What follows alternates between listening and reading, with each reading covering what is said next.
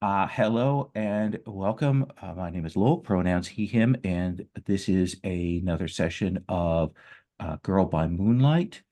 And we are playing the Danger Unexploded spell playset.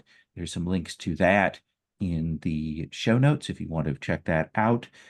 We're coming just off of our characters having successfully managed to deal with a fairly substantial conflict last time, and we're going to be kind of taking up in the wake of that. Uh, so let me get myself set. So I want to start with a scene here. This is probably a few days after that last raid, and there's still a lot of people kind of generally among the populace upset and bothered that the local celebration, local holidays were shut down uh, and kind of done very suddenly, and perhaps some would say with a little bit of overreaction on the part of the authorities, not even allowing them to try and do some of it during the day. They just gave the order to shut it down and did it absolutely.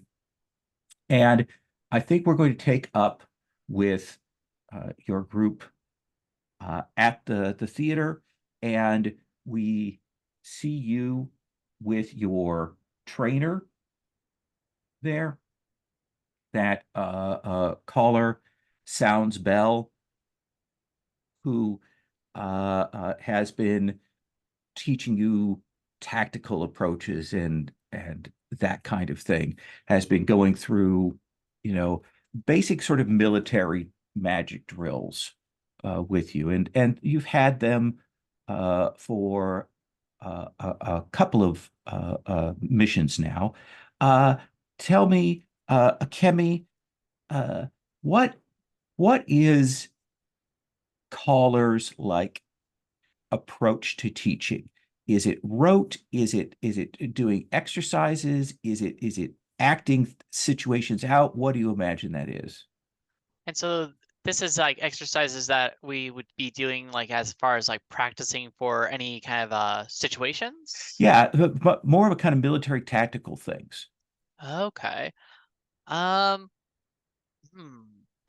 I could honestly see kind of being that thing where it's a situation, kind of almost role play slash like kind of enacting of like a situation, sort of like, okay, here we have like a probably a test building of a of a certain type of situation. Maybe where you're there's like uh something of like getting us prepared for being under fire and having to take some kind of cover or something within it, or possibly the enemy has taken up position in it, and we have to find a way to actually break in and get them out of our lines.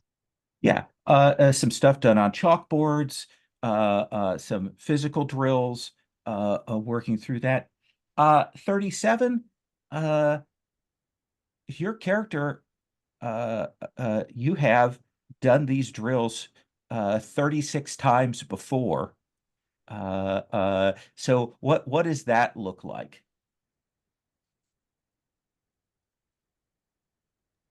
Yeah, I think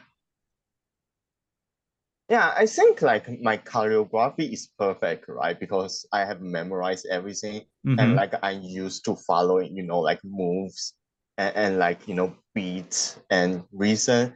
But like I don't think I stand out. I think it's like do well but not perfect, right? Hmm. Like I don't like, move before I'm supposed to move. Like the kind of thing, that like if you are in a competition, you would like want to move as fast as possible or like, be as showy as possible. But I'm treating this like, it's a stage play, it's an orchestra. So like you cannot just hug Spotlight and do extra just because you can, because that would ruin everything. Yeah, you've learned over time exactly the speed you need to go at to keep this going, and not stand out. I think that sounds perfect. And at a certain point in the yard, caller will look up at the clock tower and will kind of bring you all to a stop, and then you will hear someone arrive, and caller will say, "So we have a new person who's going to be working with you. Uh, they are going to be talking with you about spell triggers and bombs and that kind of thing. They've been doing some work on that." And I think possibly to your chagrin, there, get names again, Saracena, you will see Van Sarah Van arrive. And I think probably some of you have seen this character before interacting with Sarah Senna. Sarah, what if we see that picture in the NPC tab, but do they see that mask? What is Sarah Vaughn look like? You're muted and unnamed in your thing. He may say that his name is Sarah Vaughn, but it's Van Sorvon. At least in the mountains is essentially how you'd say it, and that is how Saracena will always say his name, no matter what airs he takes. He wears that mask to indicate that he is a registry of masks.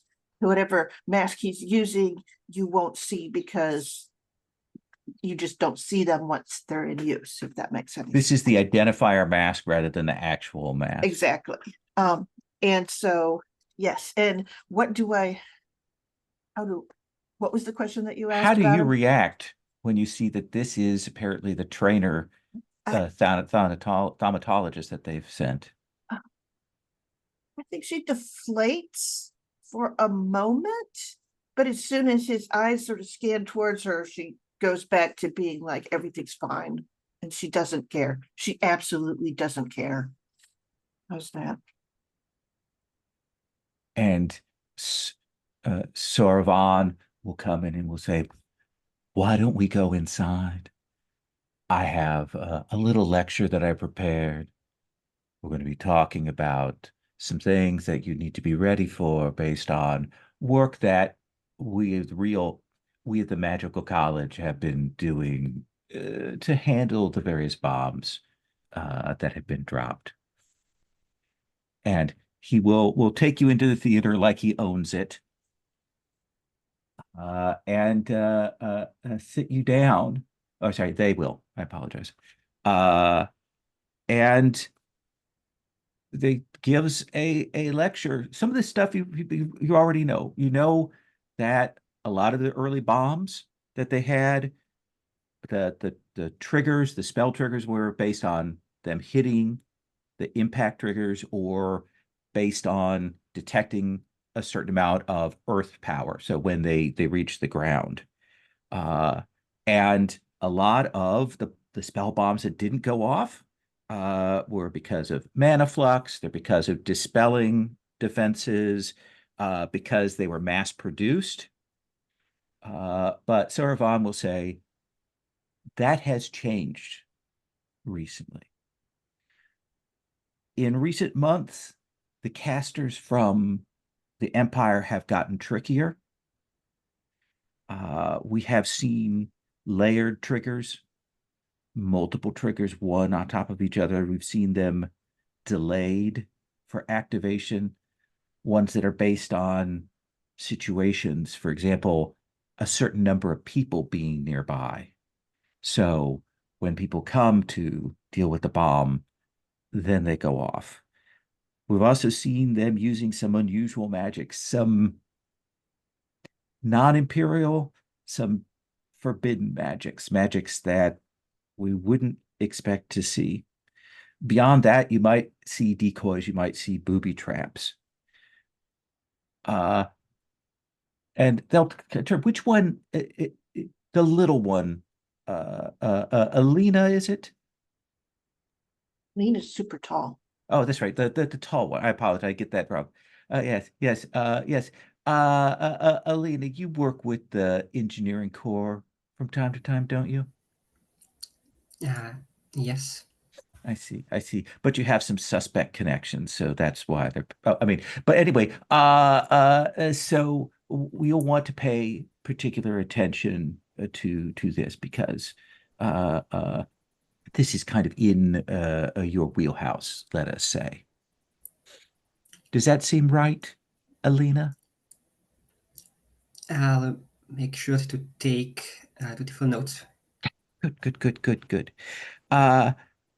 And there is this bit where Vansor starts to go on talking about how you visualize a spell matrix, what kind of casting you do to like try and make the spells appear, some of the quirks. Alina, what are the quirks of imperial spell casting? Like, what are the signs or things that we might detect there? You know, a rigidity or clockwork or other things. What might be a trait of imperial spells? What would be the trait?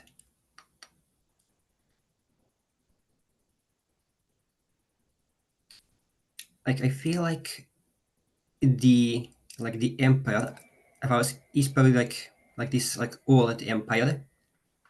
So they would, I think, more likely like use like very old magic that maybe like it's not very understood anymore.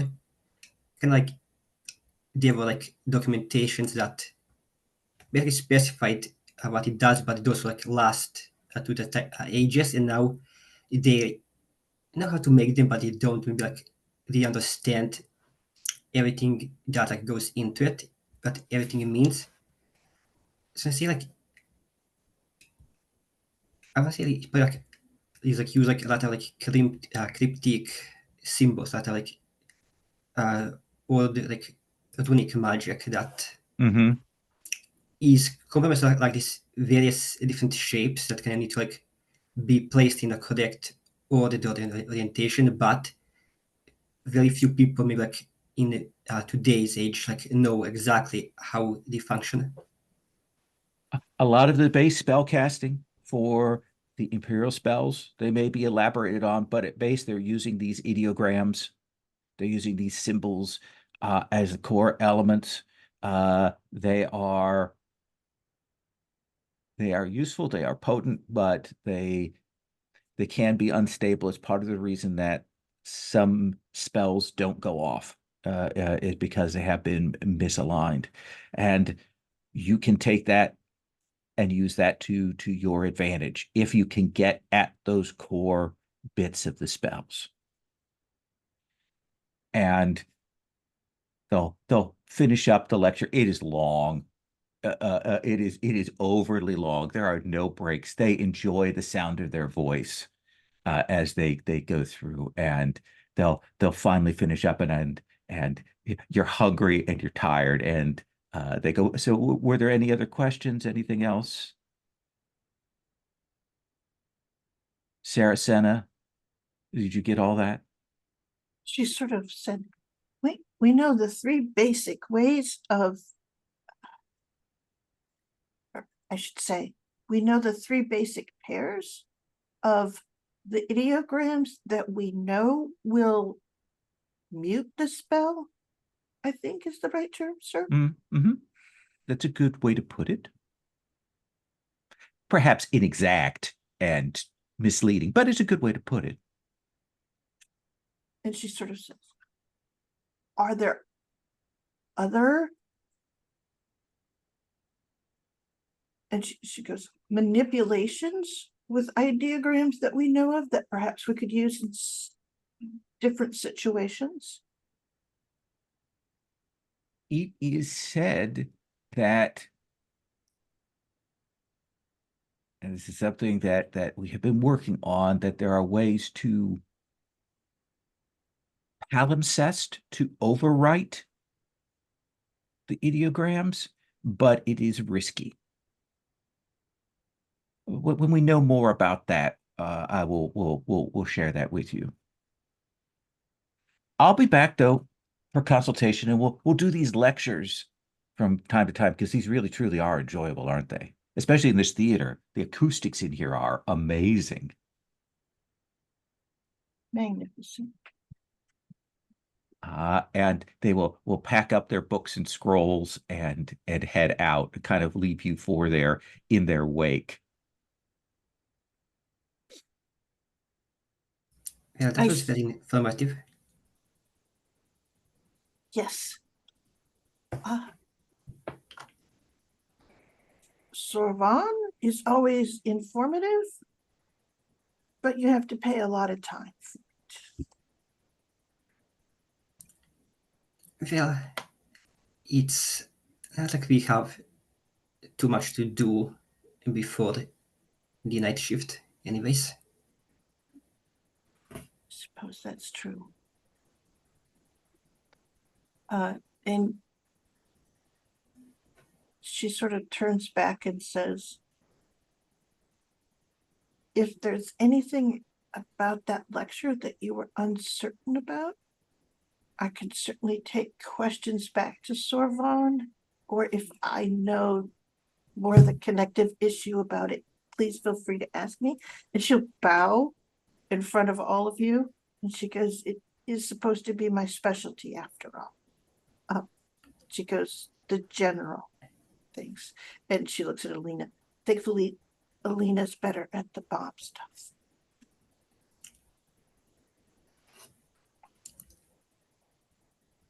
All right. Saracena, would you put your name in your pop-up Dang there? it.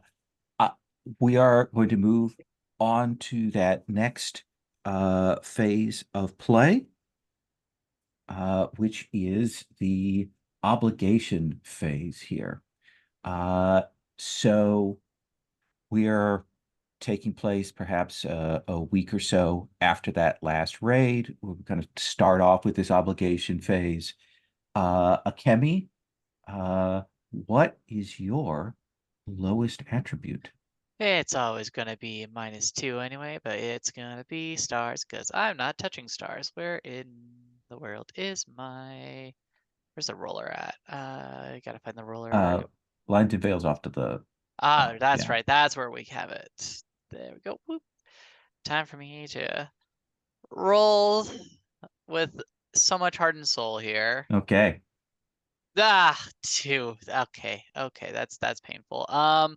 So that means I take 4 stress, which I totally want right now. Ow. Right. Painful. Yeah, you are in that eclipse, right? Yep. Okay. So first, let's deal with that social pressure question here. Let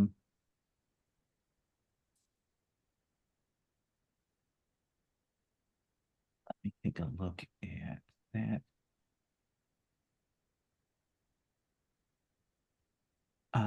I think it is that while you are out giving out,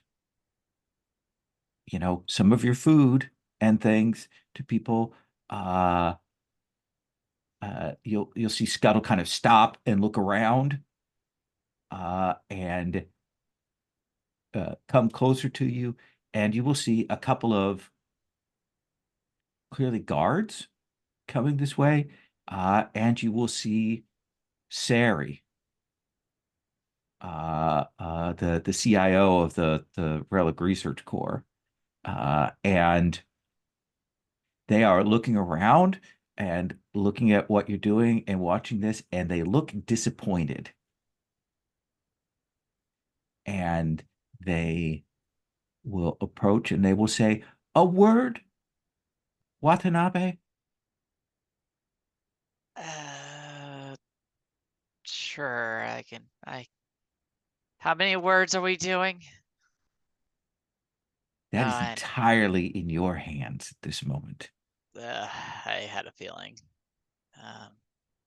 Just kind of puts what this little basket that they had in their hands down, and it's like, where will we be going? I guess for this word. Just come over here. Oh, okay. We're doing this. Okay. And it just kind of comes, it kind of comes over there, very much with the thing of like, I don't know if I want to, but it's not like I get a say in the matter. Yeah. I think they lean past you and kind of gesture to the various like neighborhood people that were there, kind of like scoot, and they'll recognize that this is a person in a position of authority, and they will scoot. So, this is what you're doing with your free time? Yes, this is my break time, and this is what I use it for. Totally trying to kind of, they're awkwardly like kind of looking from side to side, trying not to like maintain any kind of eye contact because they have no idea how best to handle the situation. They're pretty much looking for an out mentally, like they are. You understand that you have a set of skills which are important and necessary, and you should be growing and developing those. I've sent over books, and I know that you haven't even cracked them. And instead, you're doing this. This is not who you need to be. You need to be a person who is building up their skills. There are other people who will deal with the populace. You need to hone your gifts. But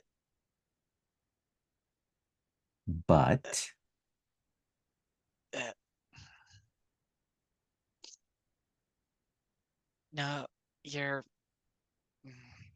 right. I am in the way of things. I will correct course right now. I will good. Now here is the other matter. I have it on good authority that you are consuming below your necessary caloric value.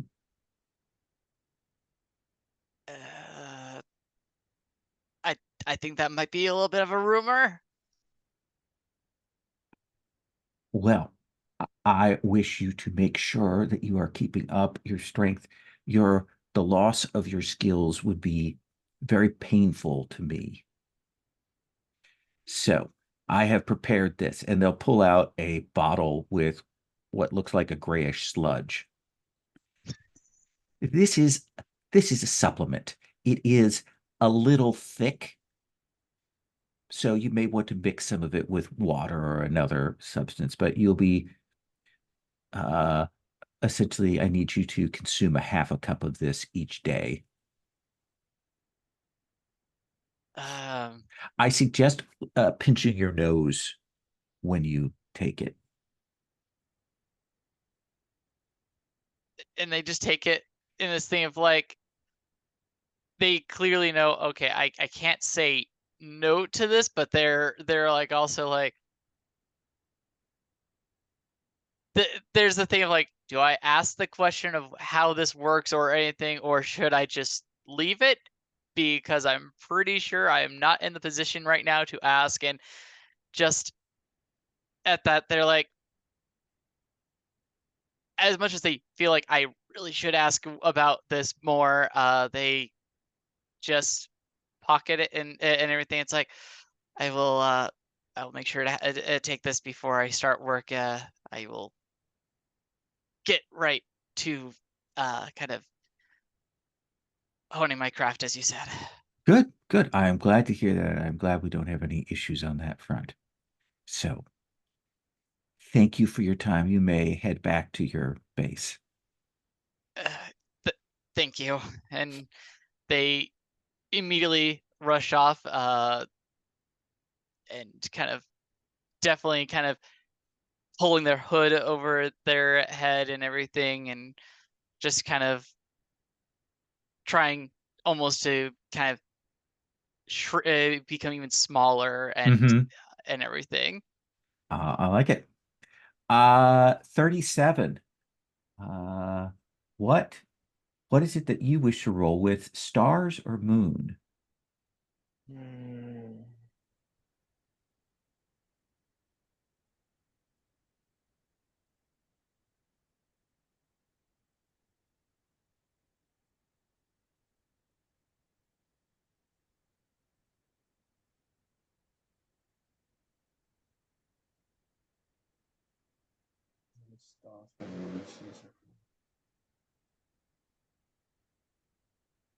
Yeah, I will go with moon from now. Let me Okay. get the dice going. Absolutely.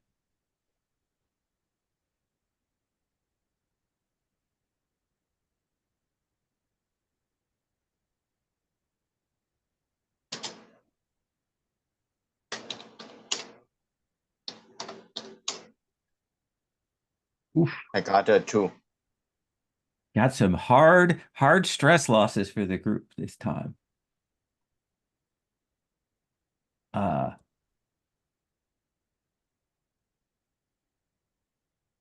You have seen this world multiple times, and there are multiple different branching paths here, where different things can happen. And you've got your little playbook, your script, and there are different branches, and I think that you will hear Charlie sobbing, trying to keep herself quiet up in the rafters. And I think that this happens about half the time, that she has just gotten word that her family is dead. She was kind of on the outs with them. She was here to kind of establish some independence, but that she's just gotten that news, and that most of the time you've been unable to give her the kind of comfort that she needs. So what do you think we see you do? Yeah, so I think what we see I like what I was doing before this is that I'm looking at my script, right? And then I'm on a page where like I have a list of lecture points from like savants, like un, like unexploded spell, and like they are they are time marked in a way like how many weeks into the war, and then I'm comparing and basically we can see like I'm counting, and like at this point Savan doesn't have half of the knowledge he had in other timelines, so like they are progressing really slowly, like comparatively. So like I'm already worried, and then I hear I heard Charlie was crying, and then so like I kind of turn and I want to work over and like say something, but then I think like I think we see a flashback which is basically like I think we see the flashback of at least one timeline where we see Charlie and 37, they are kissing, right? And then like we see the camera pan out, and we see like the theater is like it's destroyed Oof. and everyone in the corp is dead. And then like 37 was telling her, I'm sorry. Every time we are together, something like this happen. I guess it's just not to be. And then like it cuts to like she trying to, like rewind time. And like, Charlie was crying and like reaching out and begging her not to do whatever she's doing. But like we don't actually see like whatever effect that spell has on the world, but we just cut back to the person. And then we just see like, like I have my hand like half raised and turning toward her. And then I just put my head down and turn back and walk away. Oh, oh, nice. Nice. And that brings us to Alina. So go ahead. The Stars. screenshot. Oh, this was that. Okay, let us see. 5. Oh, so finally someone doesn't lose half their stress there. So you mark 1.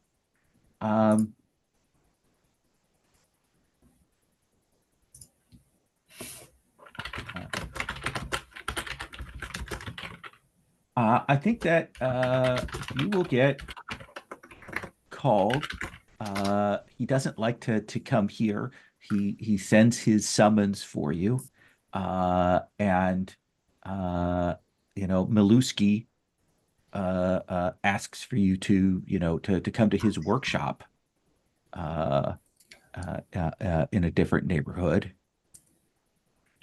And what's notable about this workshop that he's in? Is he share it with a bunch of people? Is it private? Is it something else?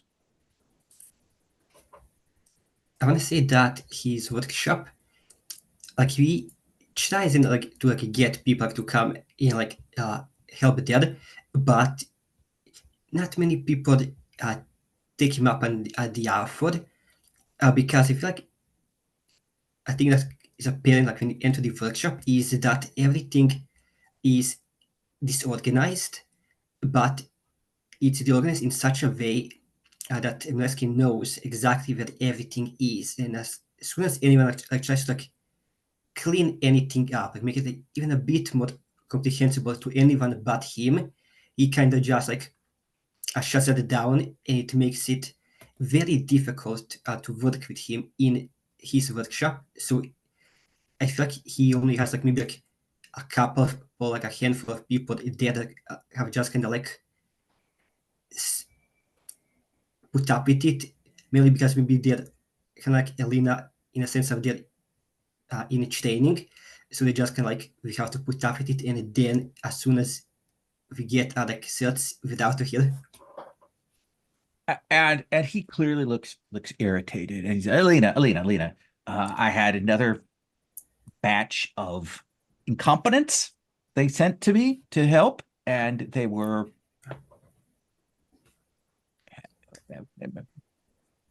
I don't understand how they're able to request transfers so quickly. This just it boggles my mind. So I was thinking that you should transfer, and I'll make arrangements. You should transfer and come and work here. I need someone who can get things down off of high shelves, and your engineering skills are also adequate.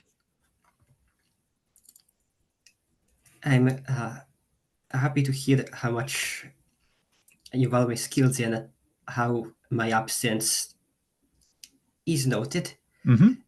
But my group like really needs me, so I don't think that'd be possible. Maybe the others will not request transfer so much if you maybe just Yes, go on. Please tell me my business. so you just have a certain way with words, and I feel like maybe if, You mean articulate?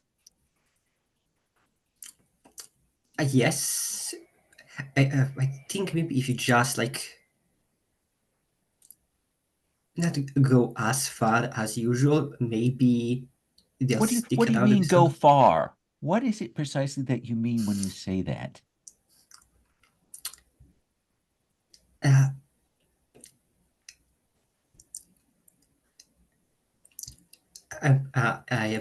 so sorry. I think I've spoken out of turn. Yes. Well, in any case, here I got some an extra ration of sugar. Take this with you. Oh. That's why I called you. I think very much so. I think we don't need it. We've had some difficult nights. I think this will like help bring up the mood a bit. Absolutely. Well, if all of your colleagues die, you're more than welcome to come here. I don't want to think about them dying, sir. I imagine not. Yes. Well, run along. Oh, wait. I need you to get that down for me. That way, sir. Yes. That shouldn't be an issue. Yes. Saracena. What is it that you have? Sun and moon. Yeah, sun and moon. So sun is scary people and moon is heartbreak. How about, I think I did, why don't we do heartbreak again? So I Okay. think it was did scare people last time. So yeah. So this is me rolling 1d6. 1d6. Right? 2.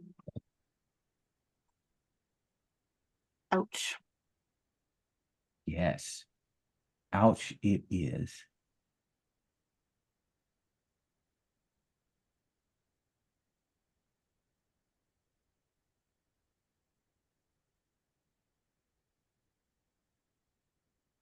Let me think here.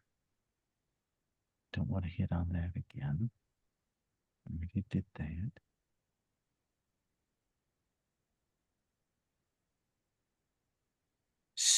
So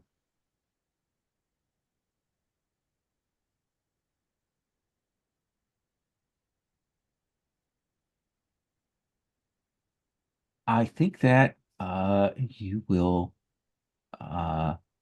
receive a message that you are to visit with High Counselor Micardo. You are called on to go there. All right. Remind me about your family, Saracena, leading up to all of this. We don't know much about them. We haven't talked about that.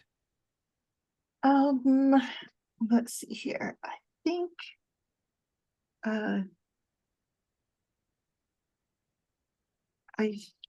that my parents are in the mountains. They are part of a set of crucial expertise in keeping the passes secure is essentially it. So but they've still had to send my brothers and sisters to the city to serve to their expertise. So yeah, so I have like I probably have an older brother, a younger brother, an older sister, a younger sister. You'll go to the sort of the offices for the authorities. There are grand buildings here, but they've kind of got shelters in the catacombs and dungeons underneath these buildings that have been built, and there is sort of a long set of corridors that you have to go through before you reach the semi-palatial office of High Counselor Micardo. Mhm. And she will say, Saracena, please come in. All right. Thank you. Bows. Would you like a pear? Yes.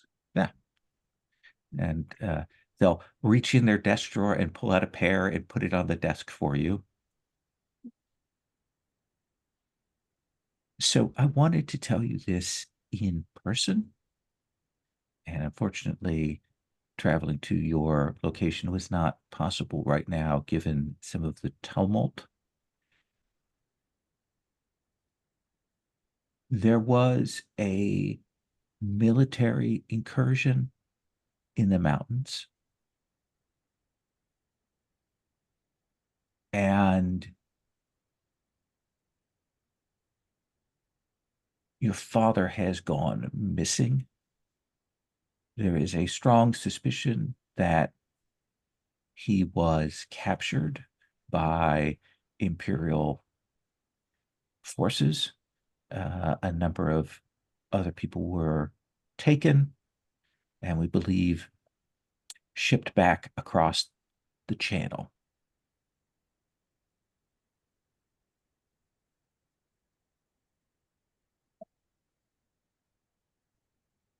When did this happen? A little less than a week ago. My mother is okay? She is. We suggested that she stand down and come to the city, given the circumstances, but she has thus far refused. Well, yes. She sort of stops and goes,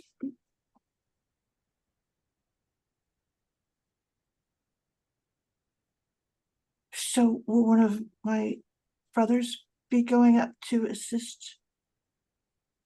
Yes. They have been informed they are reluctant. So I would like you to pen a letter convincing them that they should leave the city and go there.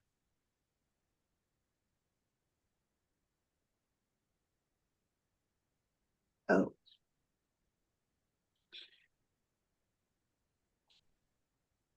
Of course. Here's a pen. Here's paper. Oh my gosh, right She here. literally makes you write this letter in front of her.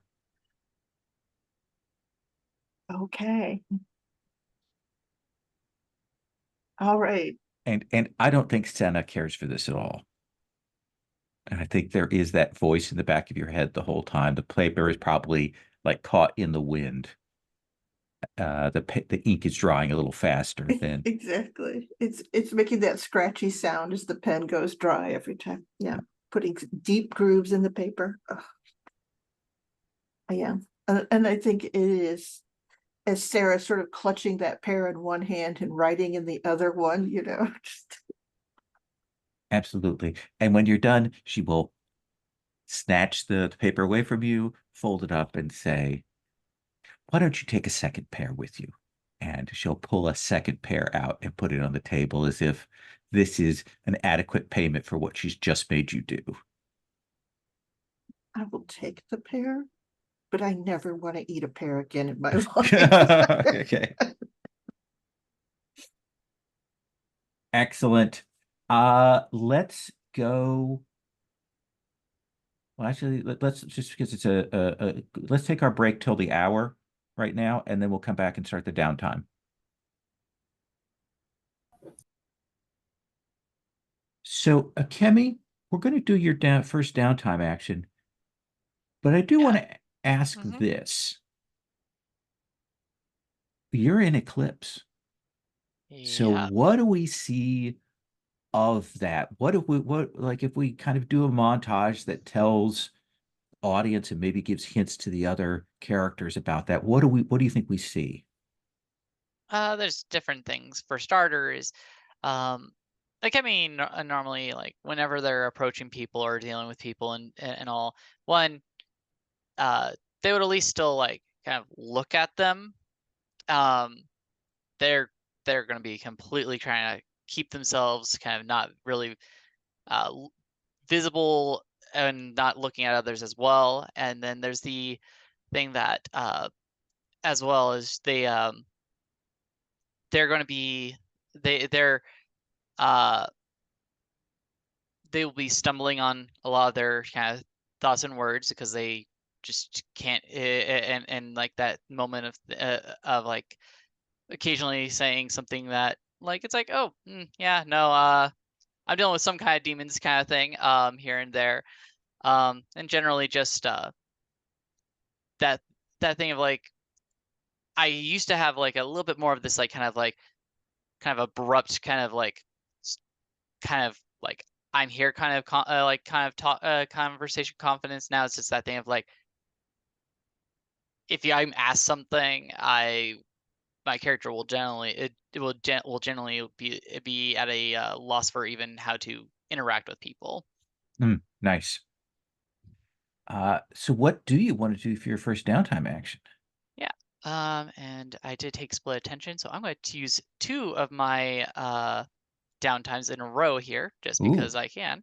And they're both going to be going to what is ultimately right now the big thing in my eclipse that I'm concerned about, which is I'm going to go ahead and get this harm completely removed from Alina. Okay.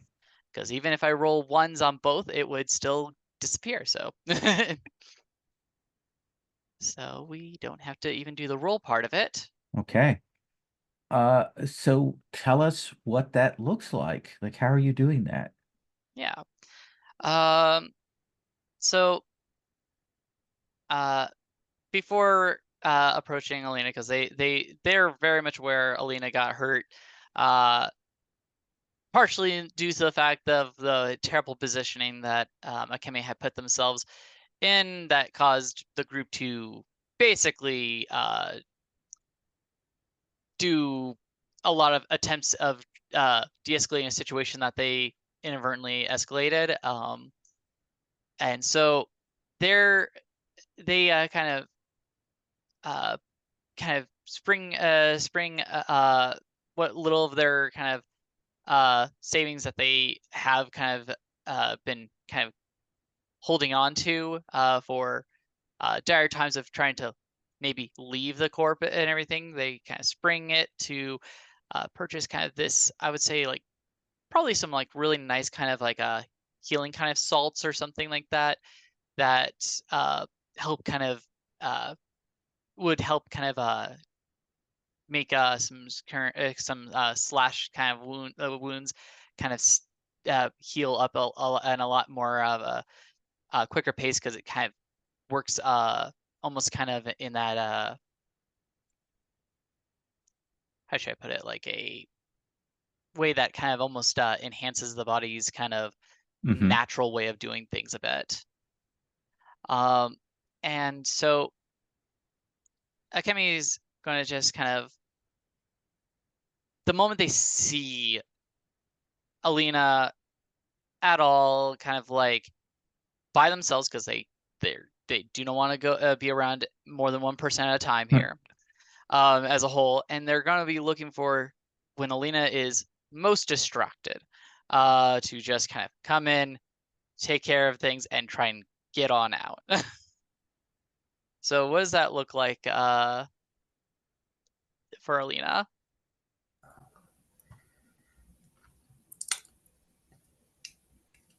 I wanna twist the knife. So I think like I came like you tries to like find Alina like in her usual spots, like really to like workshop, like a bit around like the theater, but I can't seem to find her.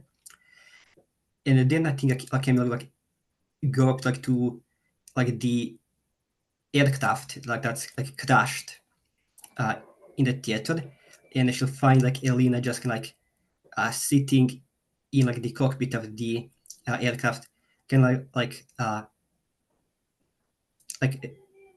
just like you know like a little ball like hubbed up, holding her legs, just like sitting there, not really looking at anyone.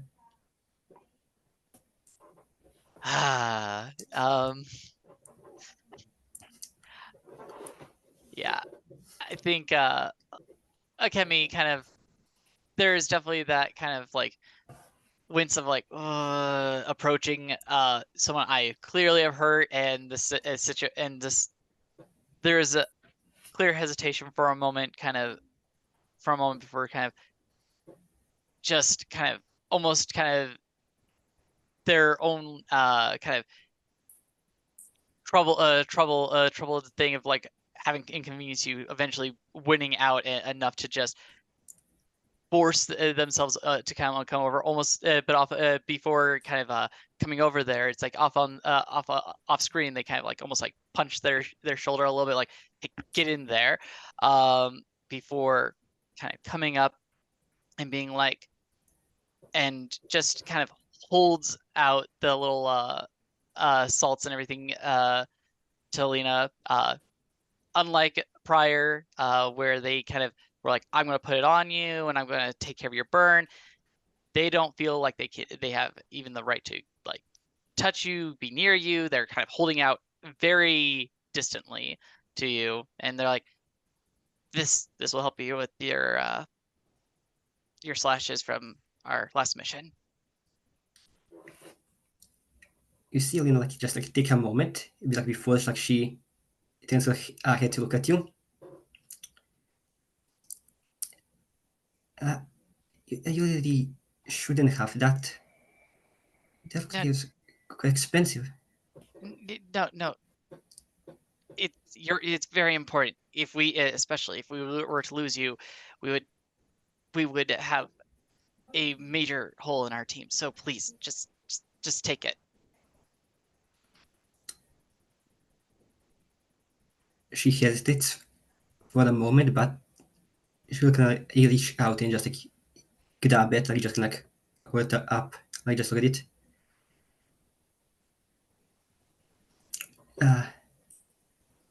Thanks, I really appreciate it.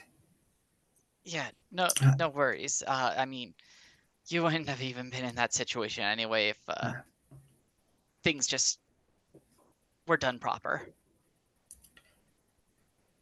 I think from like you'll see like maybe like Lena's like gaze like just like go somewhere else, and she's gonna hit them too.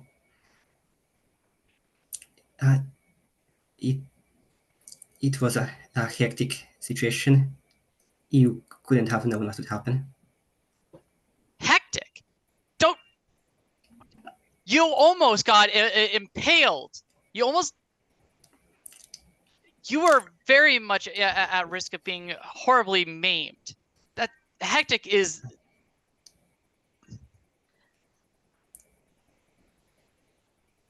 It was far something that could have been avoided. You shouldn't have been in that position. I've been.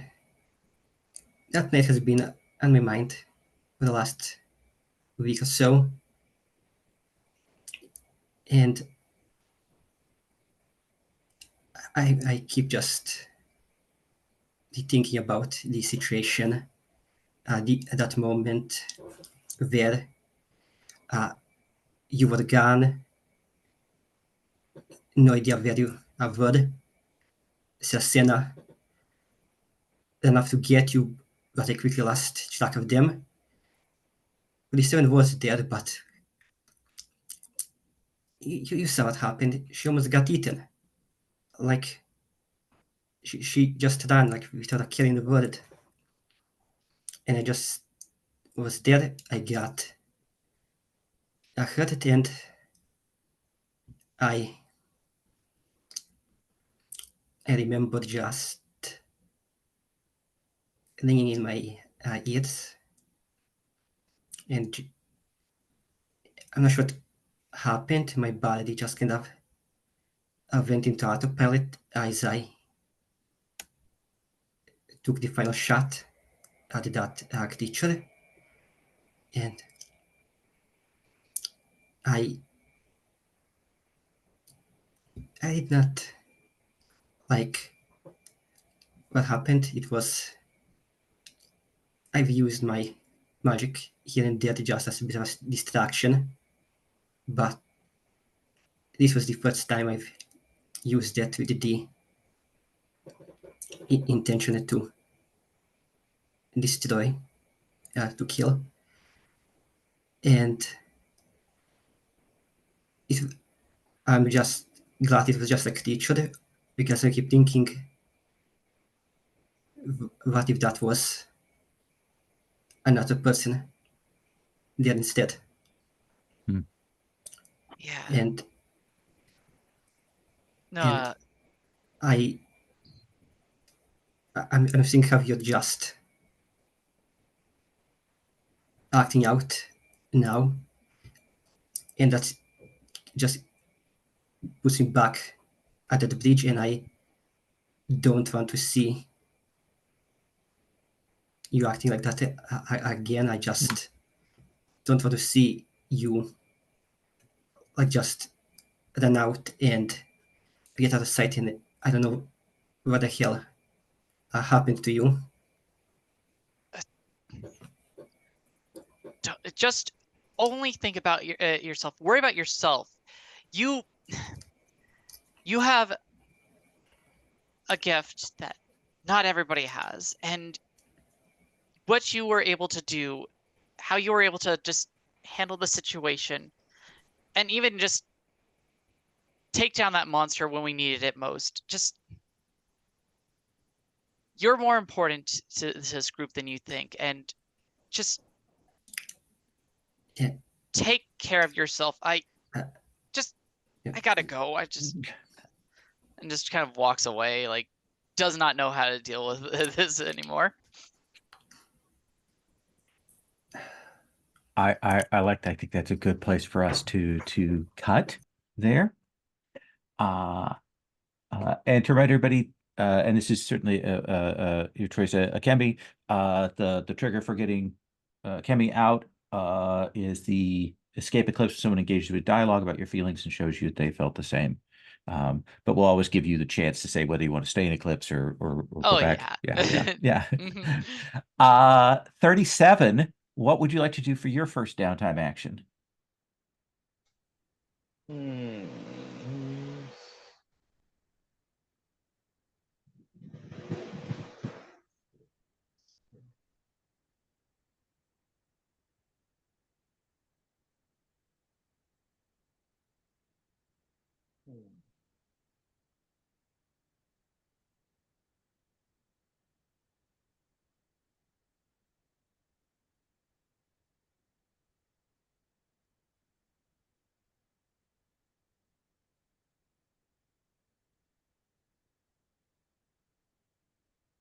Yeah, I think I'm going to start trying to help Alina recover, right? Because she's the only one who actually has a condition from was Well, that's actually harmed. what a Kemi just did. Oh, but I don't see any mark on the recovery clock. Oh, because they spent 2 actions. They had the extra downtime yeah, action, yeah. so they didn't bother to roll. So yeah, I that's entirely my fault. I should have said Okay. that Alina should clear that. That's on me. Okay, I cleared it up. Yeah, then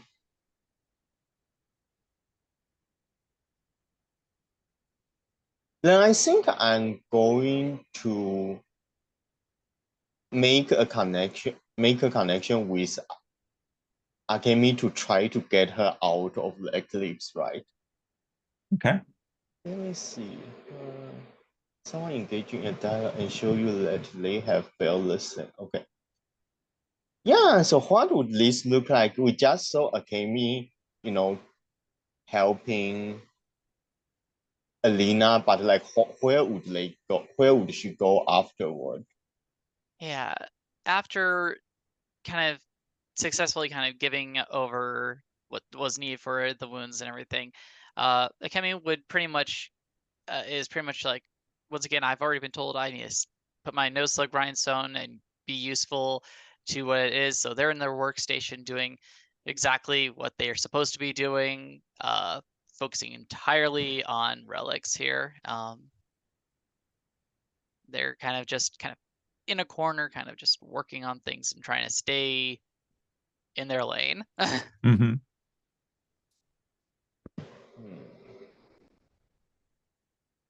Yeah,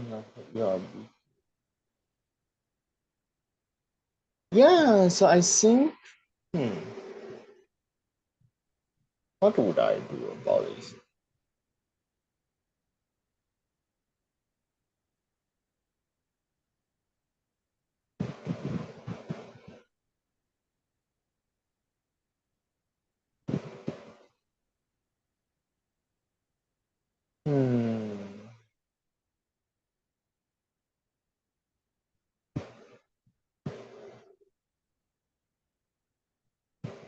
Yeah, I'm not sure how I would.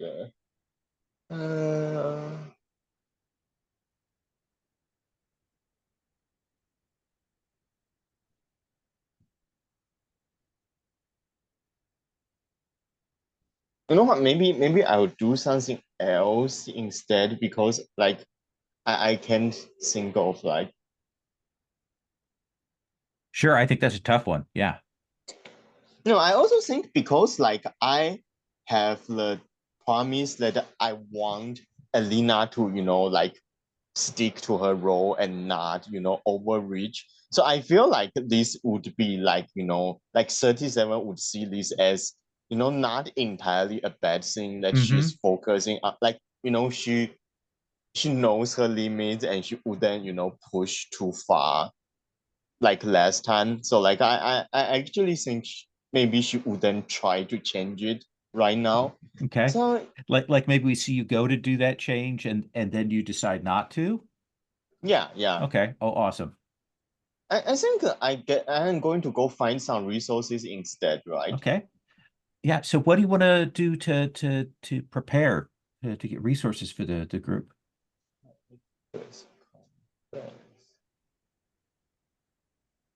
Yeah, actually I think because I'm going to find someone, right? I'm going to find someone and then I'm going to just like I'm going to basically I'm going to give him what he still don't know in exchange for whatever extra support or supply he can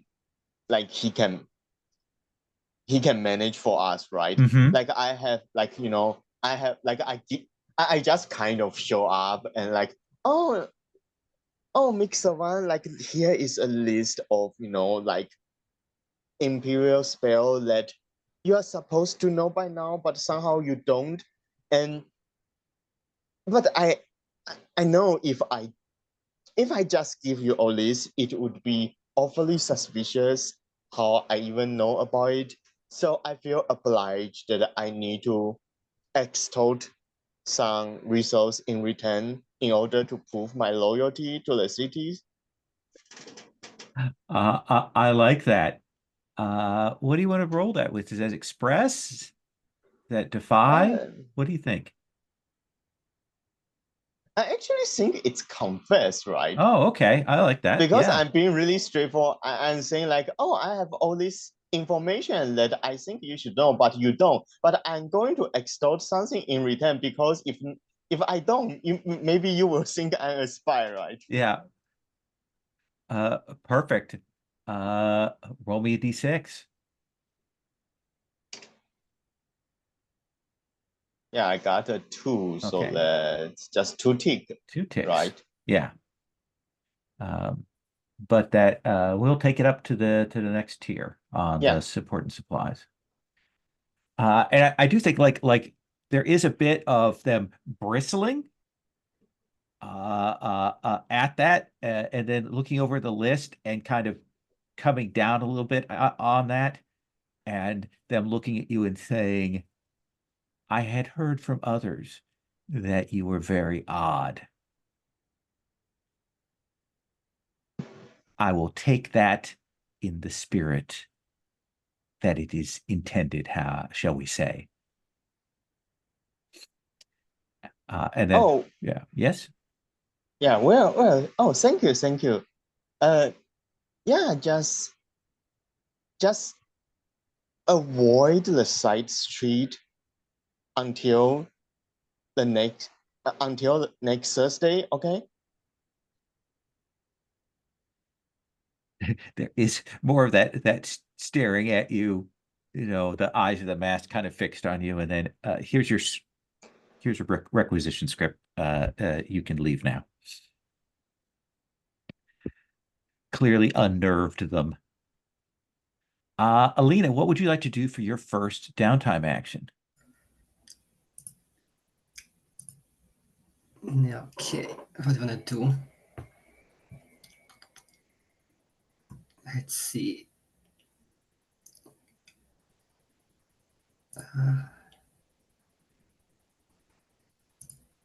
It will be difficult to get up to the next, tilling the supporting supplies.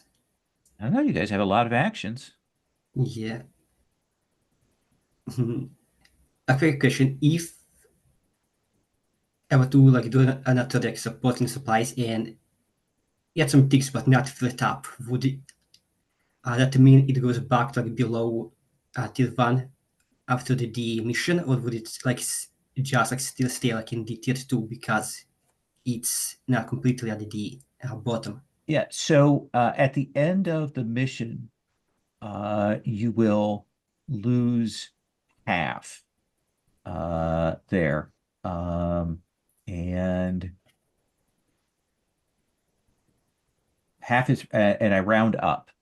So it'll depend. If you ended up with 9 ticks at the end of the mission, then you would lose 4, but you would still be at tier 2 then. Okay. Okay, I think I'm gonna go for the find the resources, because this is gonna tie into like my second action I wanna do a Sure. bit later. So what is it you want to do that?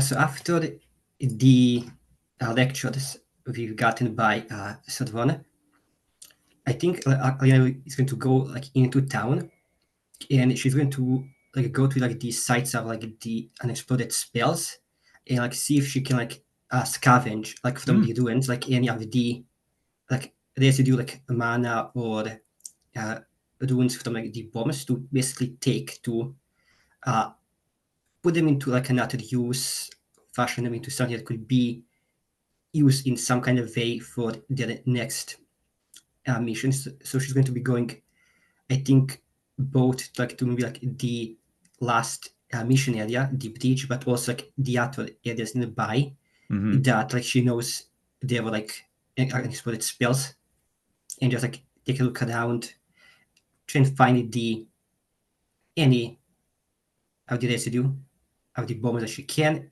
and basically just ever so carefully just put it like into the bag, or how someone would take that and bring it back. Awesome.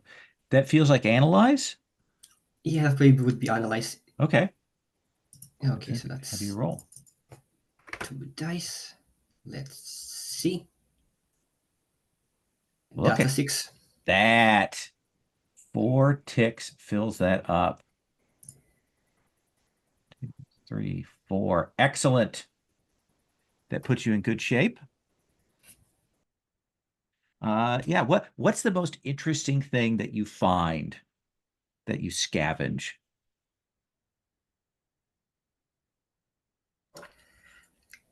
I want to say that perhaps from like the last mission, the whole like little spell that made it so like the 2 creatures that fought each other, the 2 creatures that we fought, because you mentioned that they have like some kind of spell on them that made it so they won't attack each other, like they don't see each other as enemies. So I feel like maybe you'll see like some residue of that. Okay. That Elena manages to skyrocket. Maybe that's the most interesting, like to potentially use it in some way to, even if just like momentarily, just make it so that a foe that they fight doesn't see them as a foe. Nice. I imagine that we've kind of described the particular look of things that to store that, we probably see you take out like a vacuum tube and draw that energy and put that in there. Saracena, what would you like to do? Oof. Let's see here. I think.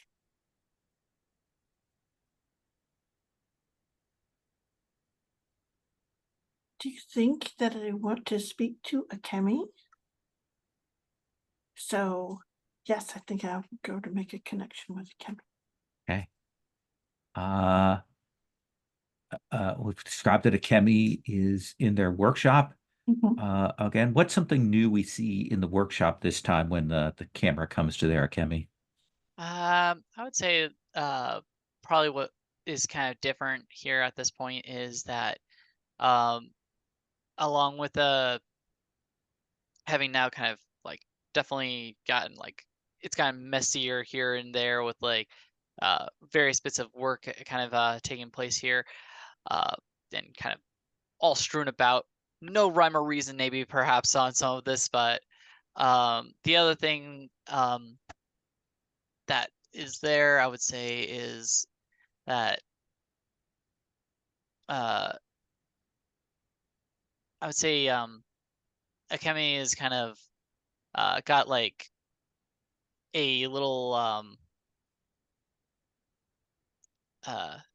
bunch of like a stack of papers, each one kind of detailing kind of how of like what they are lacking in on their like relics and or missions. Like it's basically their kind of like report of how they have performed, basically, that they probably have gotten from their supervisor.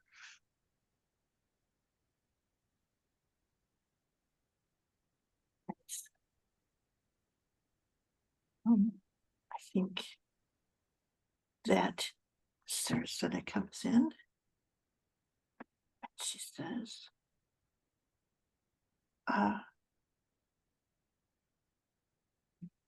do you have a moment? They kind of like they make the smallest motion to move kind of thing to look, but keeping their nose to the grindstone with the hoodie and everything, and then just like, but it's clear that they're looking about for a moment. It's like I think at least she isn't looking at the moment, so what's up? She sort of stops and she puts down a basket and get the name right. And she says, Lady Macardo asked me to bring this to you. She said that she had heard you had not been eating, and she wanted to make sure that you had a proper lunch. Everybody worrying about about such simple small details. I have to watch you eat it. Do you really? I mean, if it disappears, I mean, that's that, and I give you back the basket. I mean, that food and such. I mean, that Can't you should just eat a sandwich? It's proper bread. I mean, It's got like things between the bread. I mean, that's kind of how a sandwich works. I just, I'm sorry. I can eat at least the sandwich. She waits. She sort of like waits for you to take the bite, and then as soon as you've done it, you can't talk. She says, "You haven't been taking care of yourself lately. You can't talk." I know that's the thing. It's like yeah. And she goes, and we've all noticed. I mean, even people who aren't us have noticed that you aren't taking care of yourself. they're actively like trying to finish this piece of the sandwich like really quick here, and then like, ah, Like you got a lump What? of bread in your throat. yeah, just the thing of like, it's we're in tough times right now, and so sometimes we have to make do with some limitations. That's all. Everybody's doing something to help out the situation, and I'm just doing my own thing. Which is not eating? I'm eating. I'm eating only what is necessary. And everything else goes to those who are more in need at the moment. Sort of says, the thing is I'm not sure that your judgment of what you need takes into account how necessary you are to all of us. No, you guys will be just fine anyway, doing things without me. Like my main job here is just making sure these relics work. And by all means, like we have the rest of the core of research that can handle this just fine. When you guys go on the missions, like you guys got this handle. All I did was kind of do some property damage to a bus, kind of got a little bit got cold here from taking my time in the river, but like I didn't really do anything there. You guys were far already handling everything as is. Like heck, I'm pretty sure even 37's situation there where they're about to get like like they're getting chased by that monster. They probably had that all like planned. I don't know what they were going to do, but they probably had it all planned. Your distraction kept 37 alive. Scuttle kept Alina alive. But you could have done that distraction so many different ways rather than throwing yourself into the water. Throwing myself into the water was not I mean, the is this a intent at all. tactical break that you're having here? Were you so panicked? I don't understand. It's I don't know. Everybody else can do various unique things here, and all I'm really good for is kind of making some scrap, maybe lightly function for maybe a walking toaster. Is that how you describe Scuttle? Scuttle. I think everybody over talks about my work on Scuttle. I'm pretty sure Scuttle was already working and functioning before me. I just kind of just put some wires or something together. I'm going to look at Scuttle. Yeah, Scuttle doesn't agree.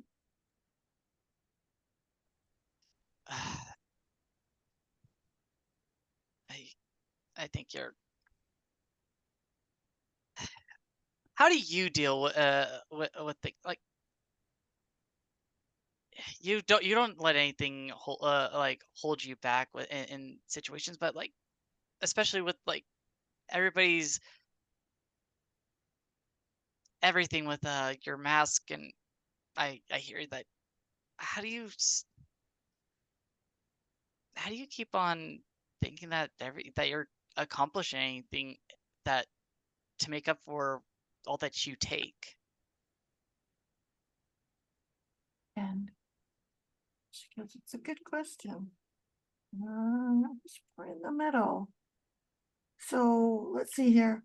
My older brother and sister were very, very good at everything, and my younger brothers and sister needed care. So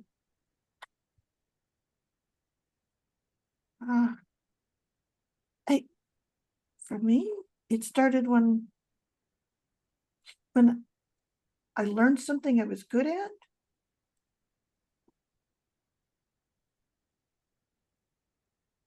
And I wanted other people to benefit from that so that they would notice me.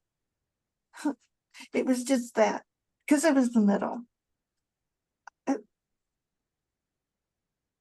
But then later I found Sarah. And I found Senda. Excuse me. And then I found Sarah. She sort of stops and says, I don't know. And she kind of looks at Scuttle. I think Scuttle is your son, huh? You have to take care of son. You have to take care of Scuttle. You have to help Scuttle do the things Scuttle needs to do. And That's how it is for all of these things. They are old and they know things. And that's what your specialty is. And Akemi's just kind of, they're purposely kind of holding like pulling themselves down, their fists kind of clenched against their hoodie and everything, as a bit of tears kind of fall down from the little hoodie void here, and all. And they're like,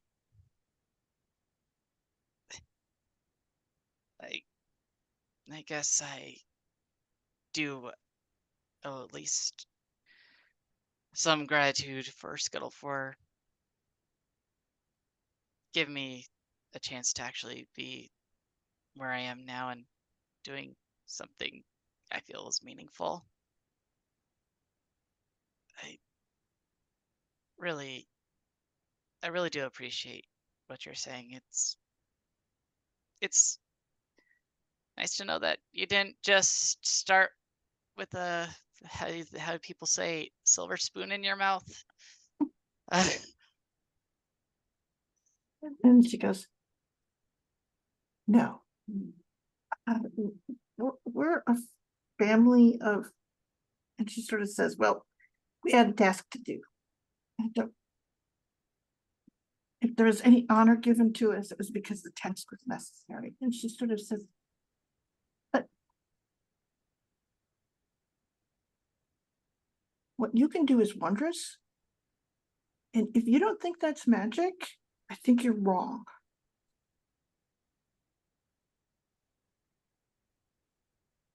And just at this, Akemi just kind of nods their head a little bit, in a kind of a solemn kind of like understanding, and just they're like, no, you're probably right. And kind of just in a moment of vulnerability, they kind of just kind of like reach out and give you a hug and everything and all, and just the thing of like, I'm sorry, what I was saying is, and everything has been kind of stupid. You're right. I think I just let things get the better of me is all. You need to take care of yourself. So another bite of that sandwich, please. You're right. And I think the scene kind of cuts with them just Yeah. eating that sandwich. Nice. Very, with just the tears in their eyes and everything. So this feels like empathize, Sarah Senna. Mhm. And it does feel like Akemi reached out. So we'll give you the extra die. So why don't you roll 2 dice Okay. A and six. a 6. So Akemi may mark 4 links with Sarah. And Akemi, do you feel like this clears your eclipse? Yeah. Okay. Then you may remove all of your remaining stress. Woo. Yay.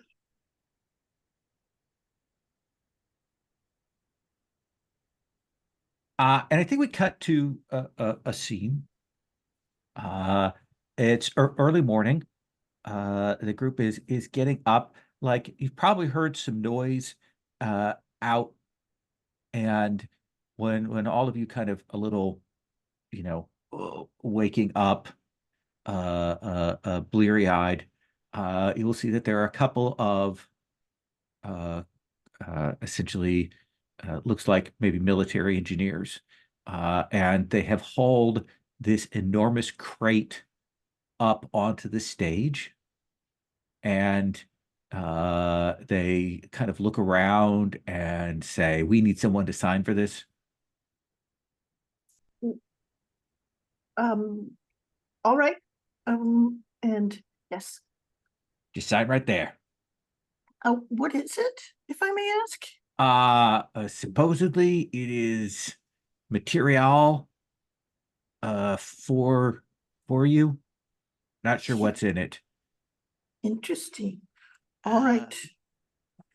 Shouldn't you read the to make sure you're signing something that we're allowed to sign? Like, first of all, like,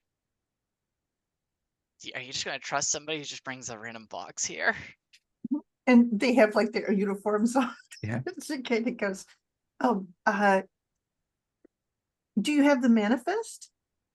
I don't think there's a manifest. She goes, all right. Well, then I guess my signature is as good as any. Yeah, we got other deliveries to make, so All right. yeah, we're gonna go. All right. At least there's no stickers of dangerous material Right. inside. So, and I will do that, and I will be like, well, I hope it's okay. And I imagine that there's a bit of you prizing the lid off of this box. And it is an enormous crate, and it is filled with boots, shoes, bags, satchels, and belts. Like it looks like some sort of shop or store or workshop was hit, and they gathered up all of the things and put them in a box and sent them to you. So okay, So we yeah, put them all out. yeah. Okay. And it is packed. It is packed tight. And this is our chance to do a group scene, but I want to start with this question: is Akemi, what do you find in here that you would actually take or keep or rather than immediately giving it away to the neighborhood, what to actually have? Oh yeah, definitely on the thing of like the satchels and everything. Already speak to them because like the more they can hold on their person, the better. That is their big thing there. So a couple of nice satchels that fit in with your other things that you'll find there. 37. What is it that you find?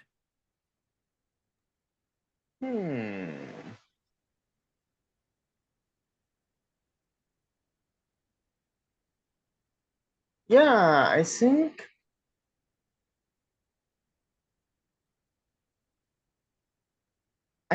it's something like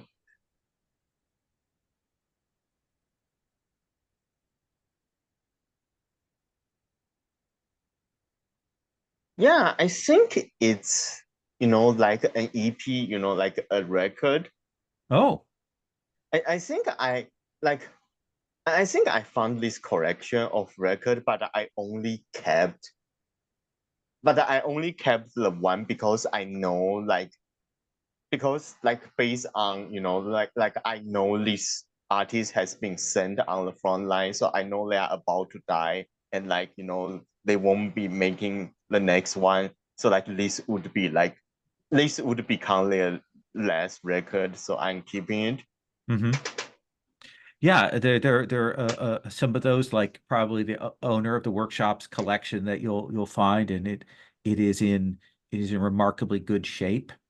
Um, are the records, are there any difference between are they very much like the sort of the black LPs that we see classically, or are they made of something different, or is there anything striking about them? Yeah, I think the technology are similar enough that they like physically I think they do look like regular LPs, but Mhm. I think maybe they are they are not recorded in the same way. I think they are played in the same way, but I think maybe they are they are edged with some kind of water magic. So Mm, like if you look at the edging, like you can see there are small strings of water, still in the crevices and such. nice, nice. I love that. Alina, what is it that you find here?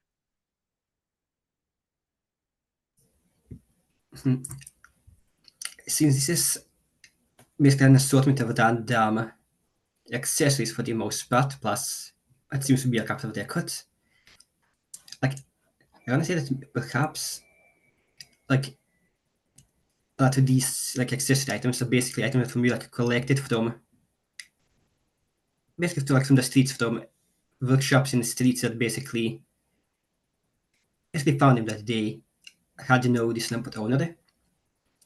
And I want to say that perhaps kind of well just kind of like sorting out the accessories, putting everything in like piles so we know where's what, so we can potentially easier to distribute it because we know that a cam is going to just distribute everything here that we don't need, so just make it a bit easier.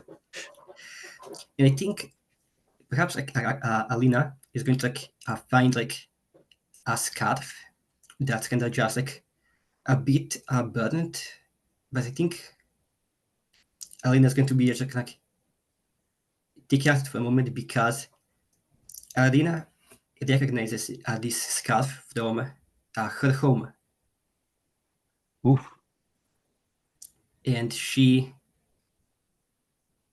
like when she kind of stops, like motionless. Like I'm a bit shaking. Like she just takes this scarf, but I think maybe like before like anyone like notices, she just kind of she basically like puts like these scarf like just like around Mhm. her neck, and honestly like it's been like one of those like thick scarves that you can like easily kind of just like bring up to your face, like Mm, just like hide your whole face beneath, when just like scrunch just down a little, and she kind of just like, does that just a bit as she slowly goes back to sorting out the other accessories. nice, nice. Another thing to hide behind. Saracena, what is it that you find here that you take? You are muted. I think uh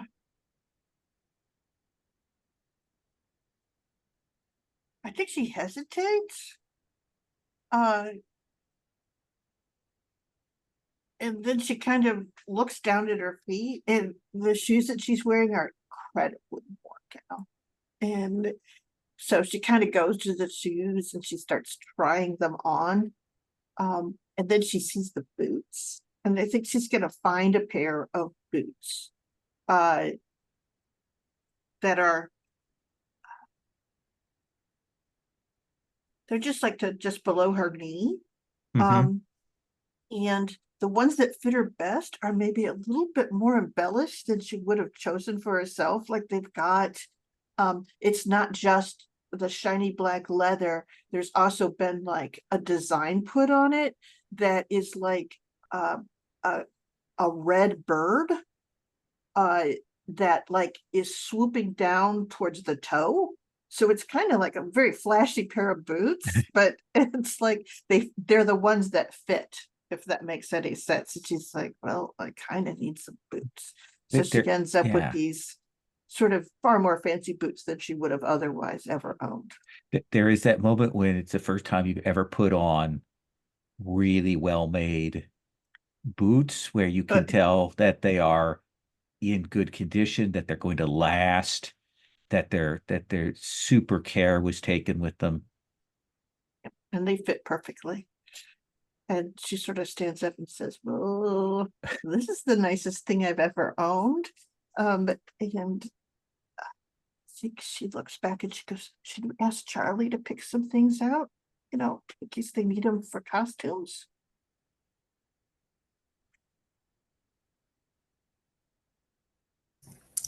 Yeah, I think that would be a good idea. She is letting us stay here for the time being.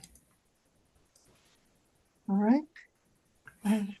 37, you know the state that Charlie is in right now. Do you say anything? Yeah, I think I say. I think I just said, oh, I don't think that's such a good idea. And I sort of stop and I'm like, "Really?" Oh. And she kind of, you could see that she's going to ask why. I think she leans forward and she goes, "Is something wrong?"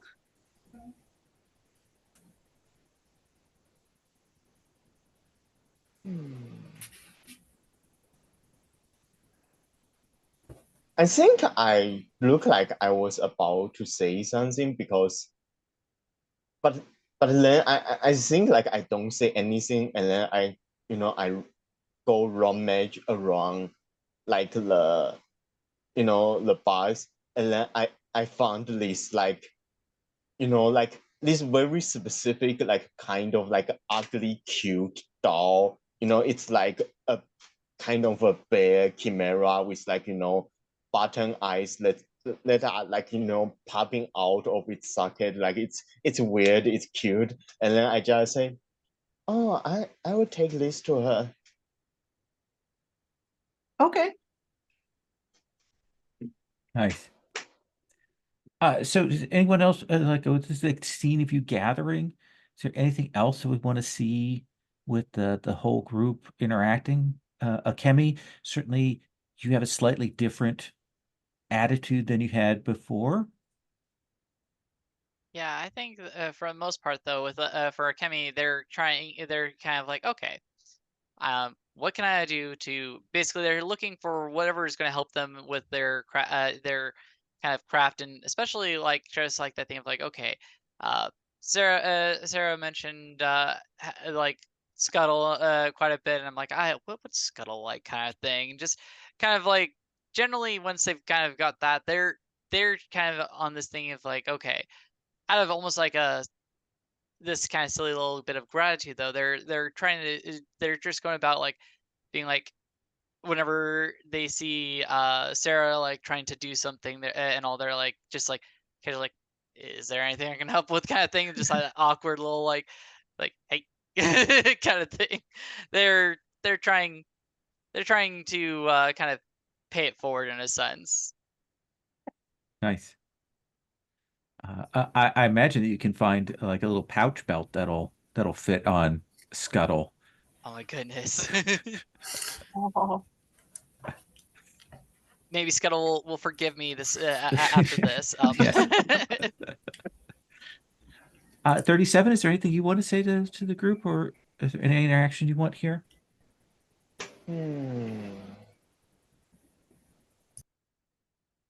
Yeah, no, I just think I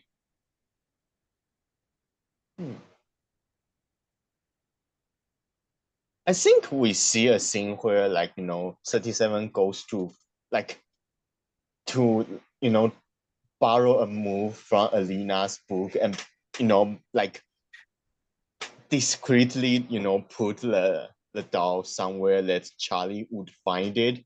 And like I think like we only saw Charlie's reaction, but I think like we would know that it reminds her of something she used to have Mm-hmm. as a child, and like she has things lost, or like and like she doesn't know like it who it was. But I think the result is that everyone think this doubt is from the same person who is keep sending anonymous gift to everyone. Yeah.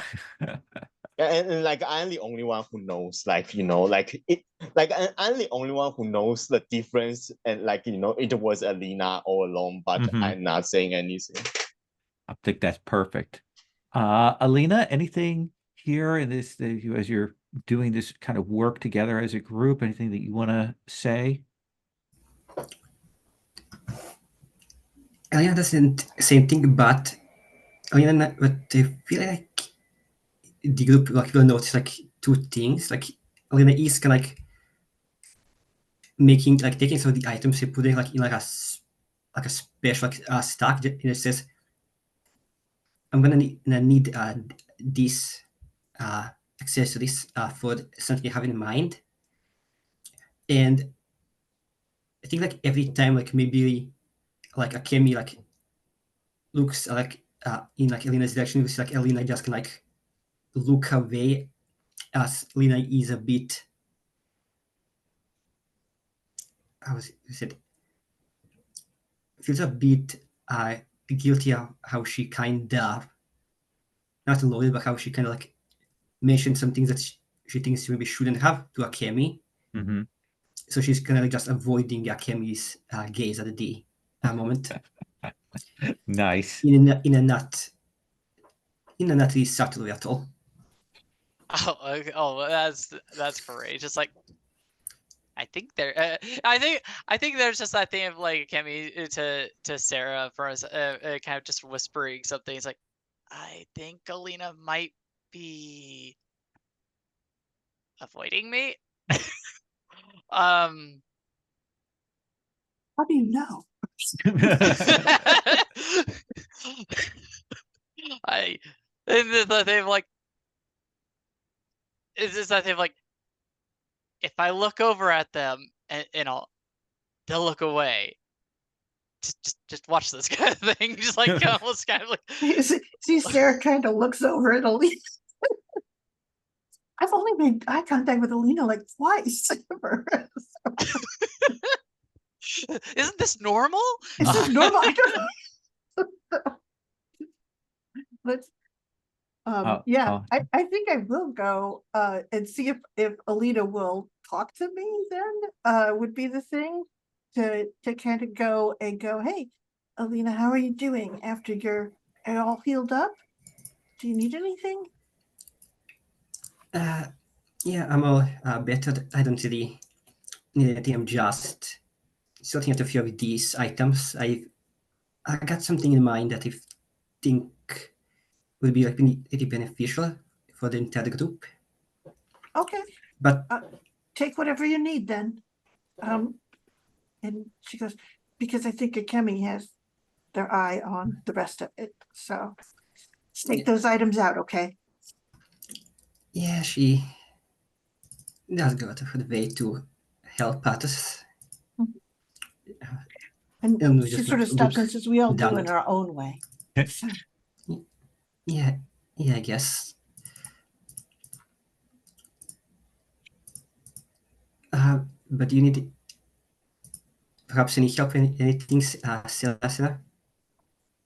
she goes, I'm in the middle of a million things. So I need help on everything and nothing. That's how it is, right?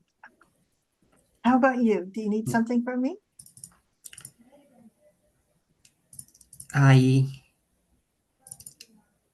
feel like I said some unnecessary things when Akemi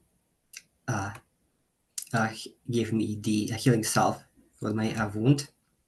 I feel like I just needed to let things from my chest, and I don't think it was the time or place. So I'm not really sure how to apologize to Akemi. Apologizing is hard. And yet it's always easier to do than you think it's going to be. How about write a note? And then Yeah. you can either choose to say it out loud, but you've already practiced, or you can deliver the note. Yeah, I think I could do that. Yeah, So, putting things into paper might be, with some thought, might be better than just speaking my mind. it gives you a chance to figure out what it is that you're sorry about.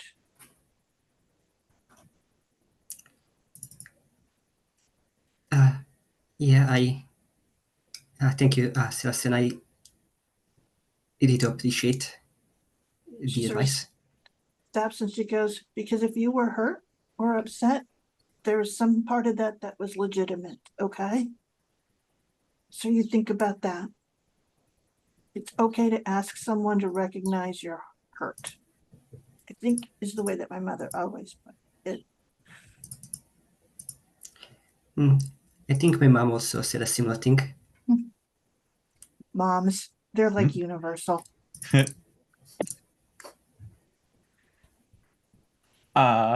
Sarah, is there anything else you want to call here in this scene? Are you good?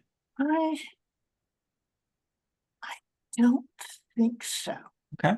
We've had some good stuff, Yeah. and I think that let's move on. So let's do second downtime actions then. Mhm. Akemi, will we come back to you Let's on see your here. third downtime action? Oh, the power of being able to just full heal somebody and all now. Woo! I am ultimate support. Let's see now. Let's see. We got this. We got this. Where are we at on our investigation track here? Okay, so actually, I don't know if we needed to go any higher right now because I don't think we're going to go higher than tier 2 mission anyway. I mean, I guess it would make our lives easier on some things. Oh wait, I could do one of our long-term projects here. Is there a long-term project that any of us are feeling on the community? Oh, that's a good question. I think we had a conversation about we got a thaumatologist. If we And oh sorry. Say whatever. I was just babbling. on the community, we could go for like the gossip and maybe like just get that out of the way because it should be, unless we get like a terrible road, that should be kind of like done in with a single road. But we do have like that one free action for the community project, so we could potentially also maybe like get the innkeeper for the D plus D1 for the mega connection as well done.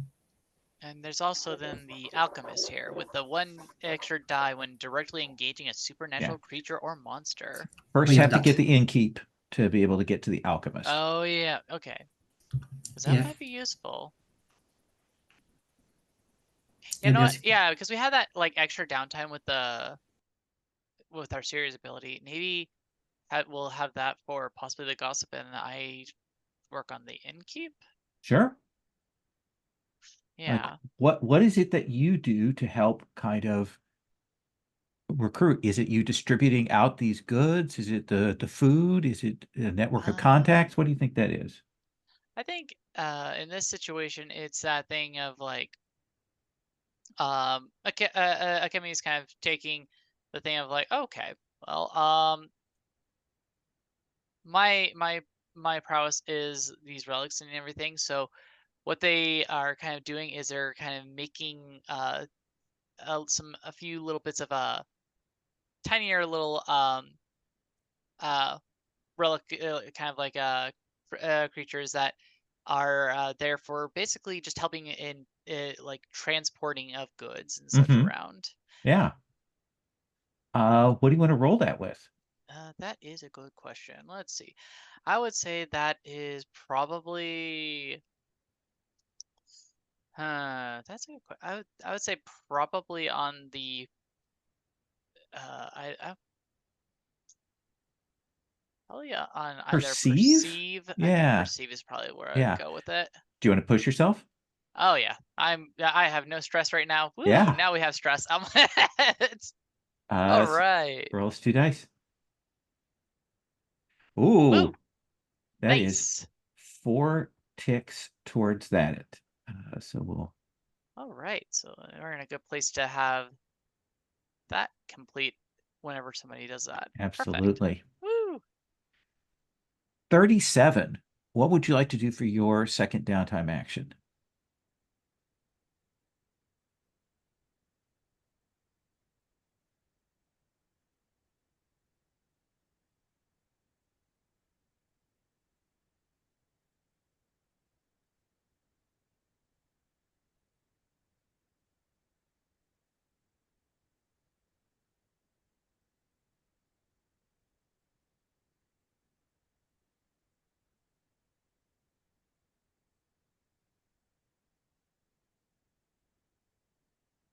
$37?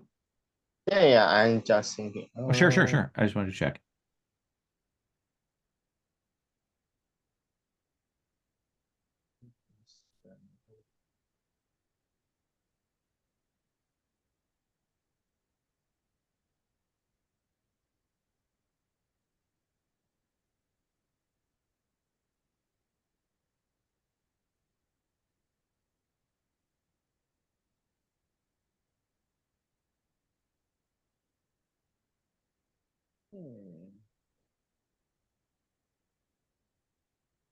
Yeah, I guess I will keep working on that innkeep.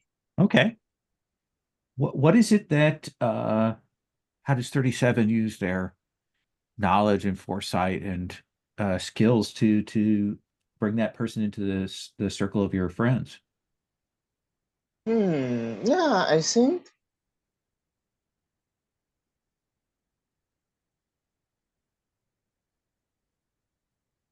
Yeah, I think this is like this is getting to be, kind of like isekai, right? Like I think I go to the innkeep and then like, I give them this this maybe recipe or some kind of like secret ingredient or like other like a way to enchant the food or booze or like whatever they are selling. And I was like, oh, like this was supposed to be bring by a merchant, but I think the ship had sank, so I don't think they are coming this time.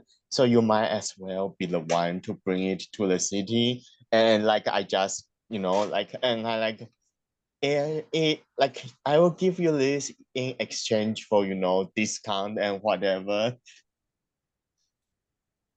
I think they're again as people are when you say these things, they are weirded out by it, but when they try it, they make a delightful and potent brew out of very basic ingredients that they're able to get there, uh, and they will be thankful and open up the resources for you. So we will put that at 6 because you don't even need to roll. Yeah. Oh, okay, get that. Come on, populace. There we go. So yeah, Alina, what would you like to do for your second one? Yeah, so for my second, I actually wanna start a long-term project. Okay, what is it you want to do? So basically, Elena has noticed the tension as the war progressed, as like the tension even in around like a base with Akemi and everything that happened.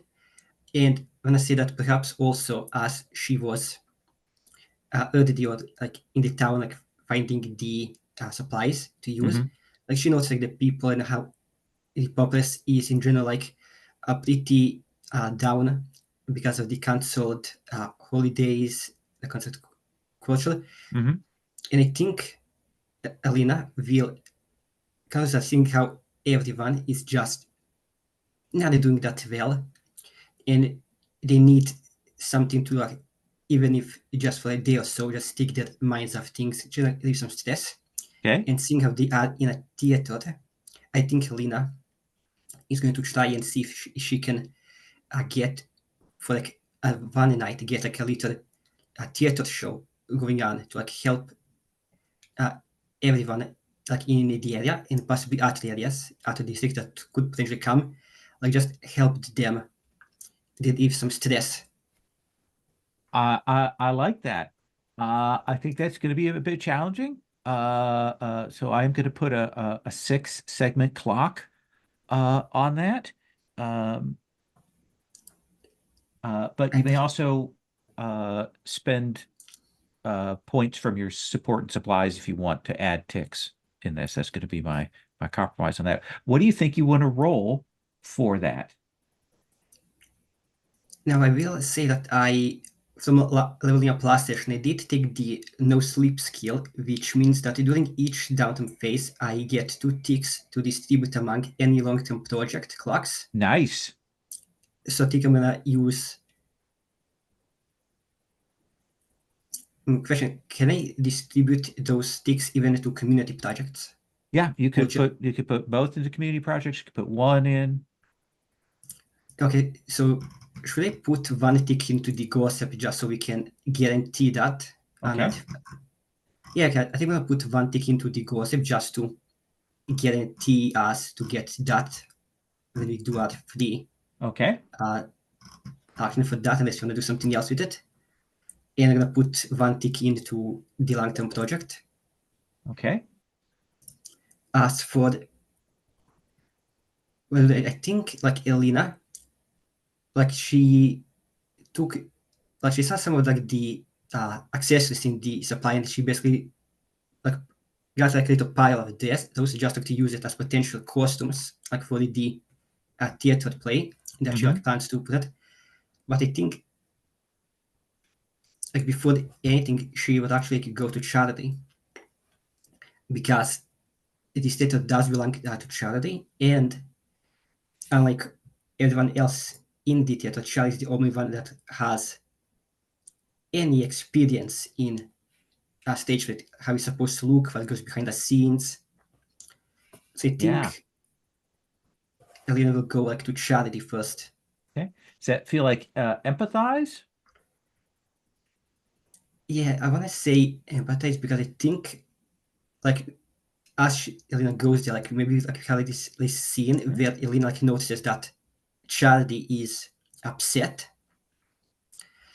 and she panics a bit because how is she supposed to like consult someone that's clearly upset about something, but she kind of like masters through, pushes through to and talks to Charlie, and maybe I'm not sure if Charlie like will open up to Elena and say what happened or not, but I think regardless if Charlie like spills the beans to Elena about what just happened, like if she's upset or not, Charlie will see that. Actually, Alina will see that Charlie is also upset and that she also like, needs this as well to help her get Sure. yeah, to help get her minds off. And perhaps if she does like reveal that what happened, maybe Alina will also just maybe go as far as to say that maybe like this is what her family would have wanted. They only theater for that reason. Mm-hmm. She should that this might be like the best way to honor their memory, just like help relieve some stress from everyone and put in Yeah. like this stage play. So unless you want to push yourself, you can roll a die for empathize. Yeah, I will push myself. Okay, please mark that stress. Yeah, let's do stress and I get 2 die for that. Yeah. Yeah, okay. So a 6. So that will go then to 5 ticks on that theater performance. Oh, not 6. 5 out of 6. Saracena, what do you want to do for your second downtime action? I think, oh, use a few more links. True. Um,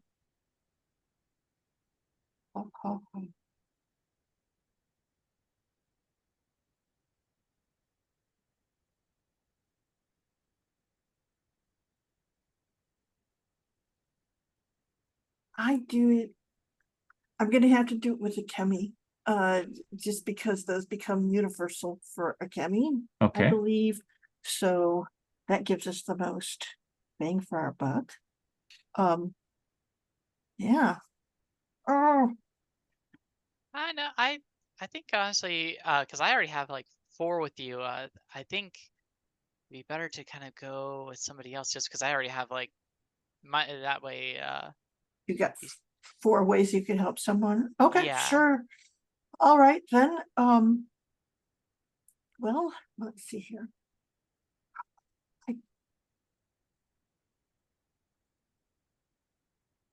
Probably should go talk to 37 because 37 said a weird thing about Charlie, and I have to go find out if there's something that I should have known.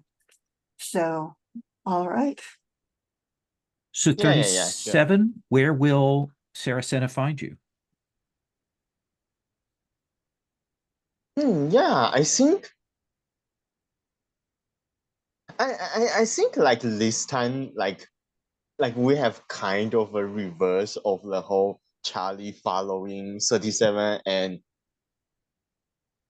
like Akemi to the music borough dynamic. I think this time like I was watching or like trying to eavesdrop when Alina was talking to Charlie, right? Because like I think I'm still concerned about Charlie, even though like I don't want to get too involved. So like I think I'm trying to eavesdrop. I'm like observing and like so like I think like wherever they were like I was like around a corner or maybe I like up a stair or like in somewhere where like basically there is no reason someone would be in that place unless they are like trying to listen to another conversation or if they have a smartphone but we don't have that in this world. So Sarah? Yeah, I think I kind of was looking for 37 and I kind of eventually had like go over there to see if they've gone to see Charlie, and I find them spying on the scene. And I do think that Sarah actually backs up and she whispers to 37 from a distance, and she's like,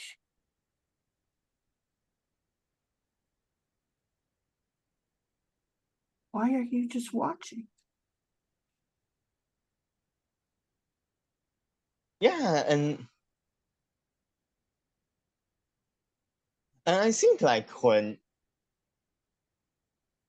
she looks back at you, I think this is the first time like and like as far as anyone has seen 37 with any expression, let's not serene smile, right?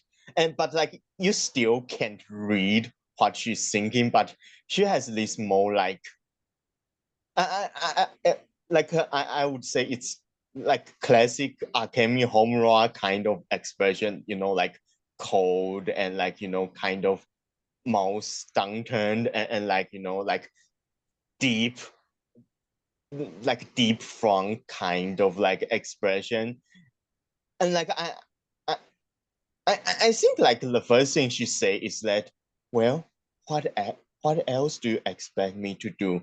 But like I think that was only for a moment, right? Before she go back to that kind of like, like serene smile, like like everything is okay, kind of like, and she like, oh, but I don't think she actually has anything else to say, right? She just like go back to like that expression act like she has something more to say, but she doesn't.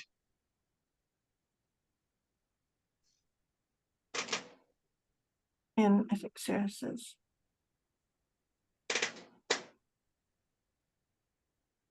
because you can hear the sort of upset in Charlie's voice that they're trying to hide. And Sarah's incredibly aware of everything that carries by sound. And she goes, I know you've told me, I've been told to do what you say.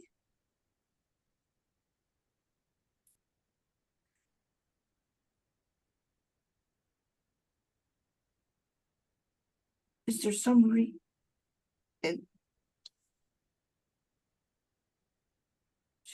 She stops and she goes, what can I do in this situation to help?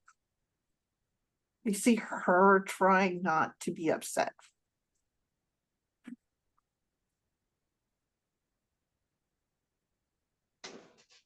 Yeah, so I think like we see this scene from like 37's point of view, right? Like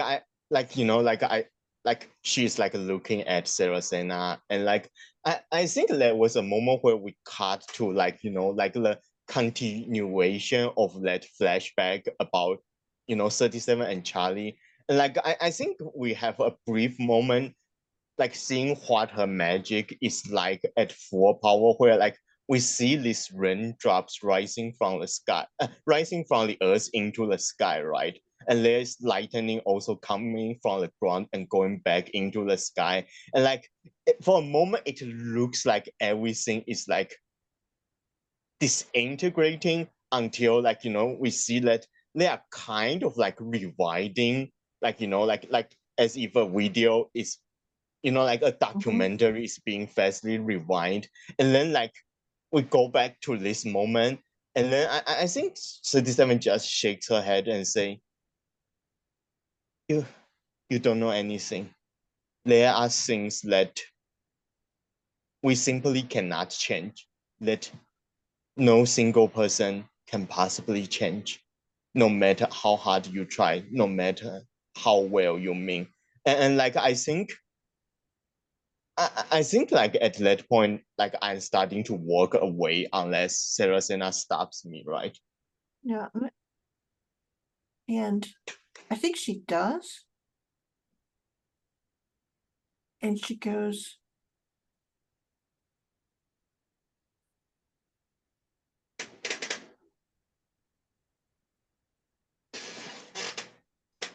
and she's trying to find the words, but she's held your shoulders now at this point, and she goes, how do I know that you've got it right this time? I think like I think like at this point you can see there are some tears in her eyes, right? But she's still smiling, but there are tears in her eye, and she's saying, "Oh well, we will win. Isn't that enough? Everything that ends well is well, right?" And I think she steps back and she goes, for whom?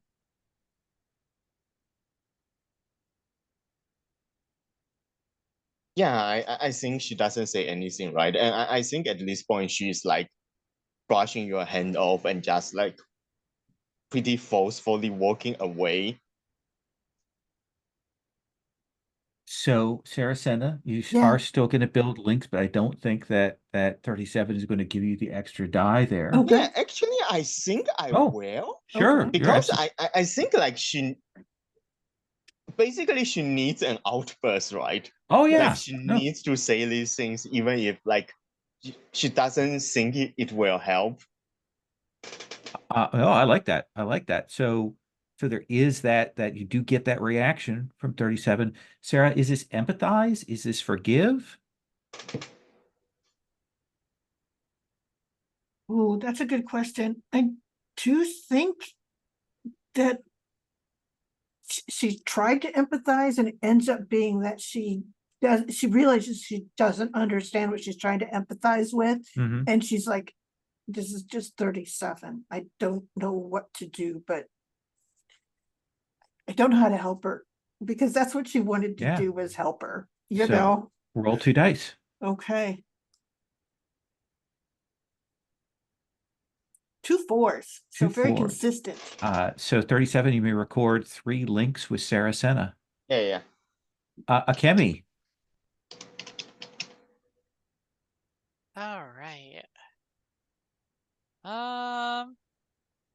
Actually, does anyone else have any more downtime left? I think that's it and the groups downtime. Okay. Then I will do.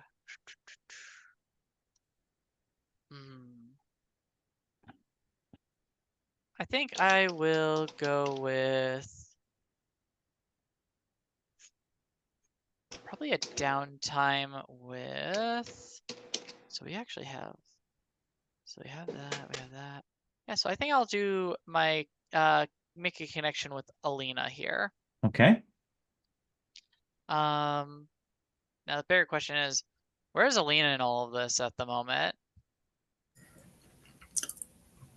Well, if you're talking about, in addition to the scene of Saracena with 37, so that's the scene of 37 was kind of like spying Charlie, who was approached with Elena with the whole proposal like to do a stage play for like, the people of this district. So I think maybe like you find like Elena like just after that, she's basically like made this plan with Charlie. And maybe like you see her find her back like in her little research area, her workshop slash bedroom in the theater. And I think you see like Lena's kind of like maybe like, a bit like excitedly just writing down like plans like for this stage play. Okay. And so I think in this and all Akemi kind of just very awkwardly kind of just somewhat kind of scoots steadily closer to Alina before eventually kind of getting to where Alina's at, and then just kind of like and I feel like even though they're trying to be all sneaky, because of their cold, occasionally they cough and it's like, darn it, kind of thing. Before eventually kind of coming up to Alina very awkwardly and just being like, hey, actually, what are you up to right now? I think I noticed like as you like Alina didn't seem like to respond, like she didn't seem like she heard like the coughing, but as soon as you like as you see her like just jump a bit and you see like her mood like shift a bit as she kind of just pulls up the scarf a bit, kind of like looks down to the stage and just say, I just like to chat in it, and I think I wanna like put in a little stage play to help the people just kind of forget a bit about a divorce, seeing as the holidays were cancelled.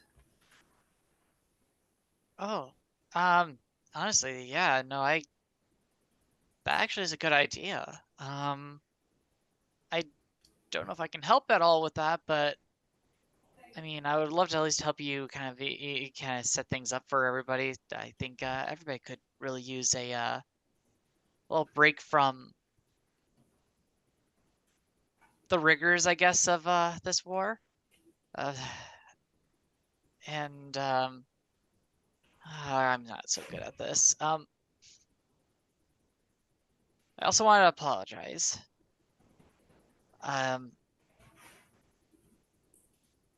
For earlier, I kind of lashed out at you, and you didn't really deserve any of that. That was I did not really.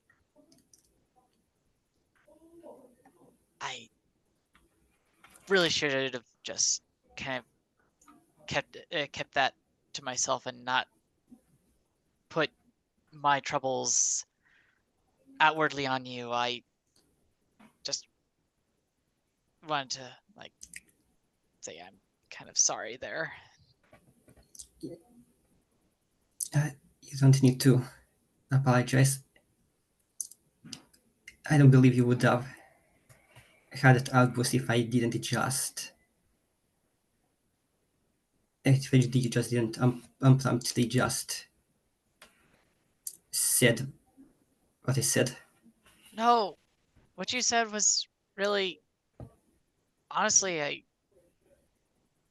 think it was. It's nice to know that side of things from everybody, and like I feel like what you said is not anything to be ashamed of. It's I was just really, I was being hard on myself, as I've been told, and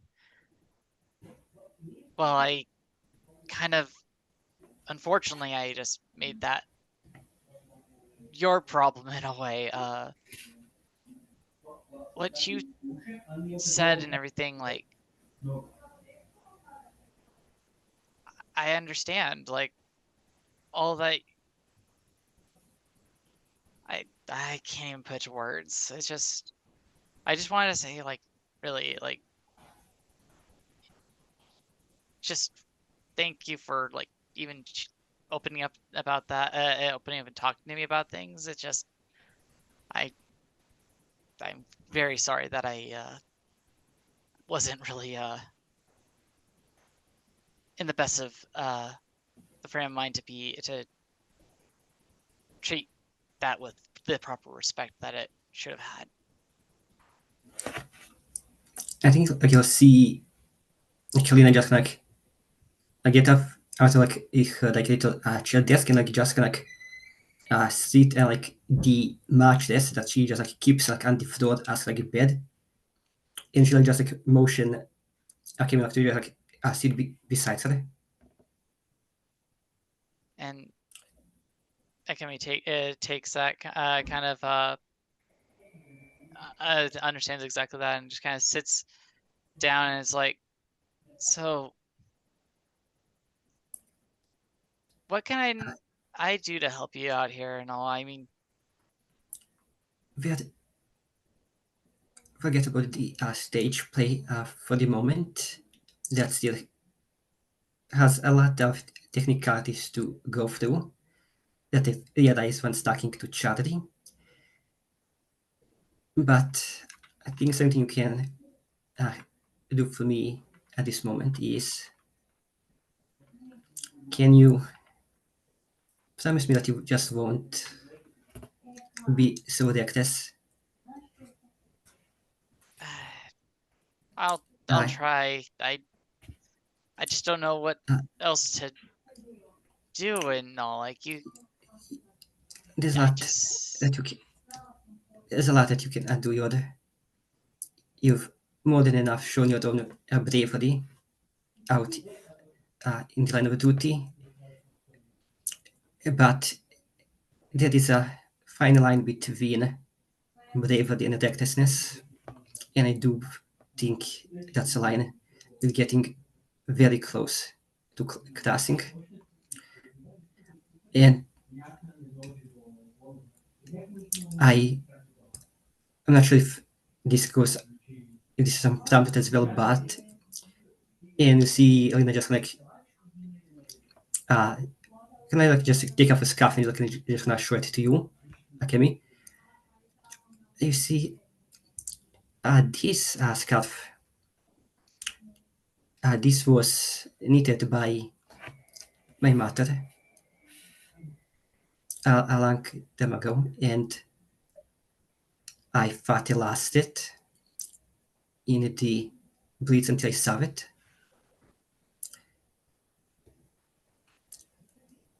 well, And we've been acting a lot, been through a lot together. You, me, for these and Saracena. And this might just be my way of coping with everything that's happened, but I've grown very attached to all of you, and that night on the bridge, I thought that I was going to lose you. So just want you to promise me that you want to do such things. I'm not asking you to like just sit behind us and do nothing, because you've shown what you're capable of, what you can do, what you're willing to do, and I don't want to stop you from doing that, but I want you to practice some caution. I've already lost one family, and I don't want to lose another. I understand.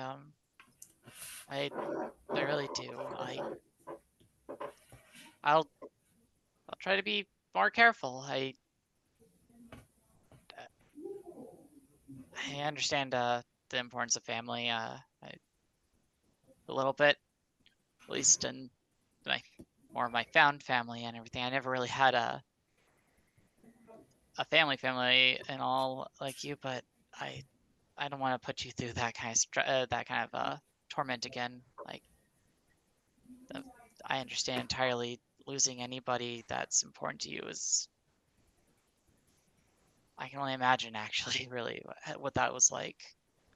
And admittedly, I had that kind of fear in general with everybody. It's kind of why I kind of recklessly kind of jump in sometimes, is I don't want to like lose somebody if I could have done something. So I understand. I'll try to be better about just maybe, I guess, talking about what I'm planning on doing, or at least maybe work a little bit better with everybody on like a strategy instead of just doing. And I think you'll see Elena just like flash a little like smile, and you like lean so her like head and shoulder are basically like on top of your head, and you say, "Yeah, that's good enough for now." Nice.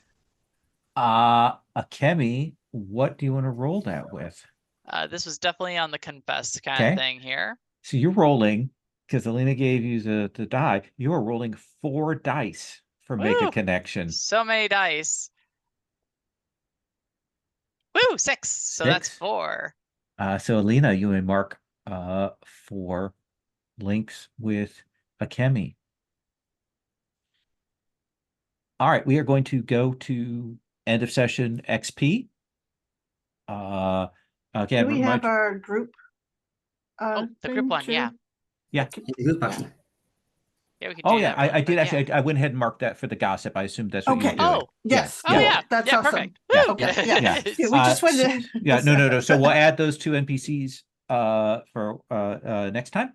So we're going to go to end of session XP. A reminder: we're not playing next week, but we will play the week after. Let's go around and get that, and then I'll do the group XP. And we'll do stars and wishes. Akemi. Yep. All right. Passion and honesty. So, eventually, I did actually address kind of things with honesty, especially finally kind of being very honest with Alina of like like my with that my confess moment, and then also being very honest actually in my struggle eventually with Sarah of like just. So I think I definitely had that there. 2 points. And then you express your beliefs, drives, roles, and background. Definitely had quite a few of my beliefs kind of come in, but so yeah, I'll put that as a 1 there. And then you struggle with your promises or obligation. Let me remember, because I know I changed my promises. I did struggle with trying to convince Sarah I was capable of handling my own problems, because Sarah was like, "Hey, you're gonna we're gonna have a talk about this. I had definitely a struggle with my obligation. Yeah, 2 points. Yeah. Let's see here, and then embodied my Oh eclipse. yeah, 2 points for the eclipse. Yeah. All right. Awesome. 37. Addressed a challenge with foresight or revelation. Yeah, I think I did it more than once, right? Yeah, With I think 2 points Soban definitely and- on that. yeah. Belief. Express your belief, drives, role, or background. I think I did it with like the scene with Saracena, definitely. Yeah, let's give you a point for that. We struggle with usual issue from promise of obligation. I think me not helping Akemi at least count. I'm actually going to give you 2 points for that one. And then it felt to me like you were definitely embodying your eclipse throughout. Yeah. A couple of times. So let's give you another 2 for that. Yeah. That was great. Alina, knowledge or subtlety? Let's see. Yeah, I think I did. I went over basically the ruins of the explosion and like finding the magic. So that is knowledge. Yeah. I think that might be all for this session. I think. Beliefs, drives, role, or background? Yeah, definitely the expressed beliefs and like beliefs in like helping the people like with the stage play and also like drive of protecting the people like close to her. Yeah. I'll give you 2 points because I think you also are there with that engineer kind of telling him, no, this is your family. Yeah, basically. Let's see. You struggled with issues from your promise or obligation. Let's see. You kind of push towards a Akemi reconnecting with the family, like you mentioned that. Yeah. You point for that. And I don't think, Felicia didn't really play much role, at least with Alina in this session. Obligation, it is not with obligation.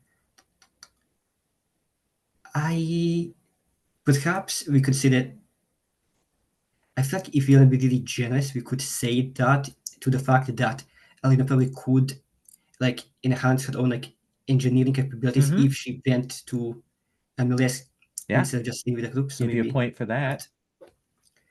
And embody your eclipse or display the contents of your heart. Didn't embody the eclipse, but definitely showed the contents of her heart. Yeah, I think absolutely. So that's a point for that. And Saracena. Let's see here. I addressed a challenge with understanding or coordination. I think that I did that with both Alina and with Akemi. Okay, 2 points. I expressed my beliefs, drives, role, or background. So, let's see here. I did talk about finding Sarah and that being a big part of my Senna. Sorry. Yeah. Sarah. They're all the same thing now. So that's another point. And let's see here. My drives, I always am like, where are these in this thing? Role, background. Let's see here. Yeah. I think background because we got to see your family stuff, which we hadn't seen before. Exactly. So that's 2 from that one. Okay. Then I struggled with issues for my promises or obligations. I did promise that I would obey 37, and I am struggling with that. I'm struggling to understand and to accept the sort of hard-heartedness that apparently is required. And then I'm also, because I'm worried about 37 too, having to do that. I don't understand how they can. And then let's see, I embodied my eclipse or displayed the contents of my heart. I do think that my heart was on very full. Yeah, a couple of times. So we'll give you 2 points on that. Okay.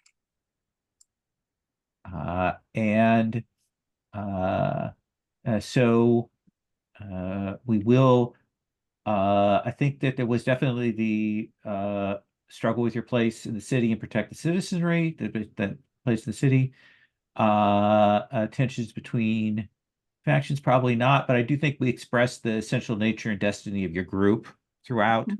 I'm going to give you 2 points for that. So we'll get another ability next time, and you'll have a point left over. So we'd like to do a quick stars and wishes. Again, stars being things you dug, and wishes being things you want to see, particularly for your character, more of, less of. Oh, there's the cat. Let's start with the Kemi. So yeah, stars to first of all, just Sarah being the like, hi, I'm here to basically help everybody with by talking through with them on various aspects. Loved just Sarah once again kind of being almost the glue of our group sometimes here when it's needed most. Stars to Alina, I loved just seeing more and more of Alina's kind of backstory kind of coming in here, and a lot more of their emotions in regards to like the lost family. It was a really, I loved everything about that. And stars to 37 for first of all, leaving me high and dry, which was perfect. I feel like it was just the right, just right, and everything, along with the kind of everything from just how Lena is right now, like focused purely on the results and not really thinking too hard on anything else at the moment. Just like, oh, I got it. It's like, this is actually good for XYZ time frame, or I'm avoiding this thing, or oh gosh, I'm replaying this conversation. I loved seeing more and more of the time traveler aspect of things here, and just the general momentum there. And wishes, honestly, I'm just looking forward to seeing more and more of these characters as they grow with each other. Okay. Absolutely. 37? Yeah. So yeah, I definitely enjoyed all the. Yeah, so can you come back to me? I have a Sure. bit of a problem with. Oh, absolutely. We'll come back to you. Alina? Right. Where to begin? So I think starts to first with starting the session with a lot of just hard moments for the characters. Really set the mood for basically the rest of the session. So a lot happening how you basically not up the ante, but basically just I feel like put all the characters like in this position where we could be like a lot more like open and like emotionally vulnerable, as it did like most of the characters were this session.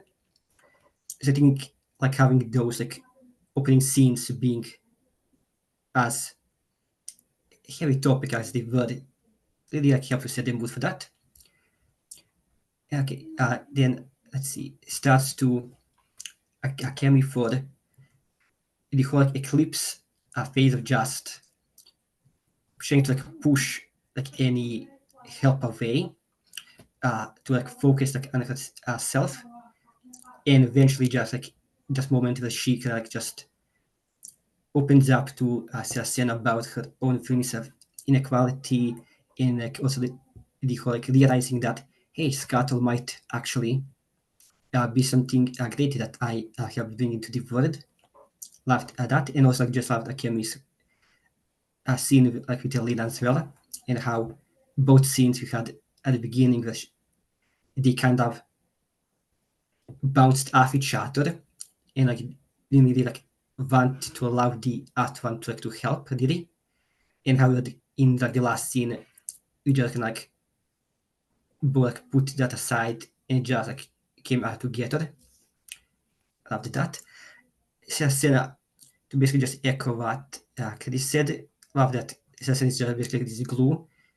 Definitely feels like the most stable person in the group, which says something as the other two people.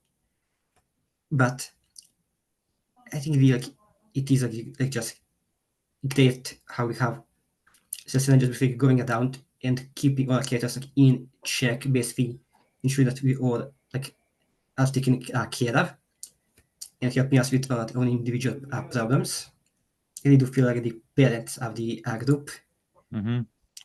And 37, I enjoyed like seeing like the flashbacks of 37 and like her fully spread her power and like the actual like bad things that happened to her 37 in like the previous timelines, because so far 37 has only like shown the bad things that happen to other characters, and like this is really the first time we actually see something that bad happened actually to 37, something that did affect 37 in a negative light.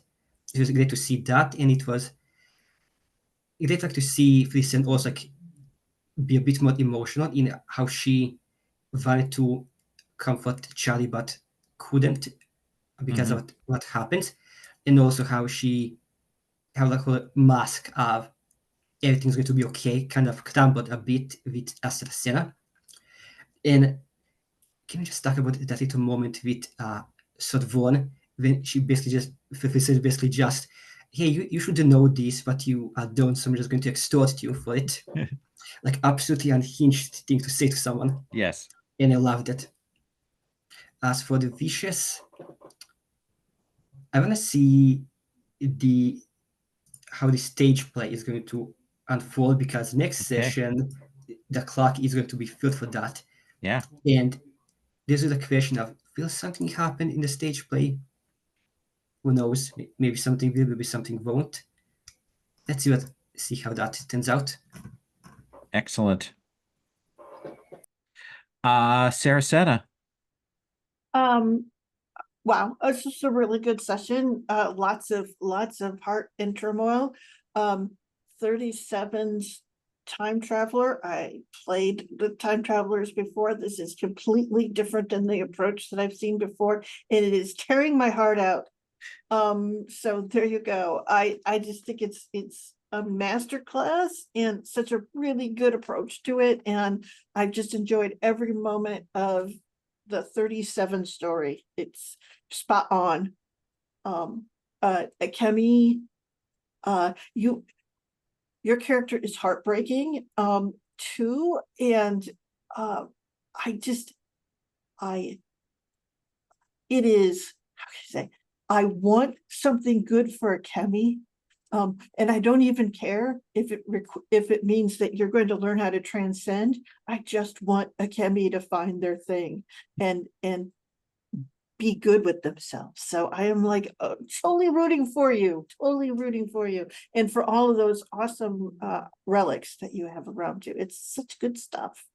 And Alina, I think though Sarah may be the administrative heart of the group, you are, what do you say, the glue for the group. You are the one who is following up with all the things on, you say, a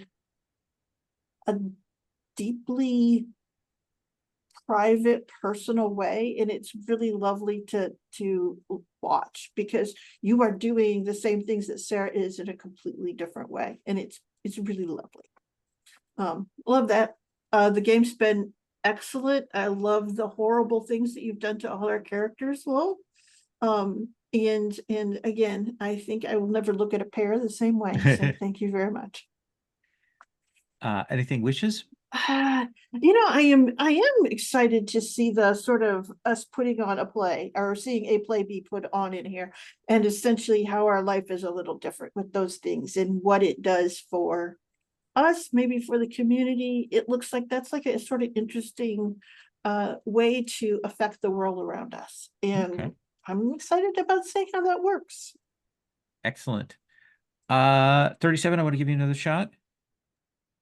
Yeah. So I do like how we have a few, apart from like the obligation role, like, introducing a few deaths for like of the NPCs. Like I think that reinforces the idea, like we are in a war, and like even if none of us are, like heavily injured so far, it doesn't mean people are not dying. And I do think that sets the tone for the session and like that influence a lot of role play. So we like I do like we are seeing the more serious aspect of the character, including like Artemis Eclipse and like Selesnya trying to reach out to everyone and not always succeed as much as they want. And like Alina kind of snap at Artemis for for everything. And like I do like having a bit of change in tone, especially because like we are in a war. So I think that's interesting. And I also do like the the group thing, like having that random crate and like finding all this stuff and like having a conversation about what we would take. I think like that's a small quick thing, but like it builds the character and their dynamic. And I like Savan. Like I think like they just make a lot of sense as a character that would show up in a story like that. And like I like have like being able to confuse them. Yeah. Yeah, and for Wishes, I also do look forward to the play, because I think it was mentioned like maybe in the first or second session. Like I think like it was Sherry, or like I think it was mentioned that because we are in a theater, a play should happen at some point for some reason, maybe as the finale. So like I do look forward to like whatever it is, and like whatever effect it may have. And yeah, so I think otherwise I don't have any, because like I was hoping that 37 can show more about like what she's really feeling, and like we did that this session, and I think like it's just like going to be more like, because it's going to get tougher, and so like yeah. Absolutely. Thank you all so much. I'm going to stop the recording.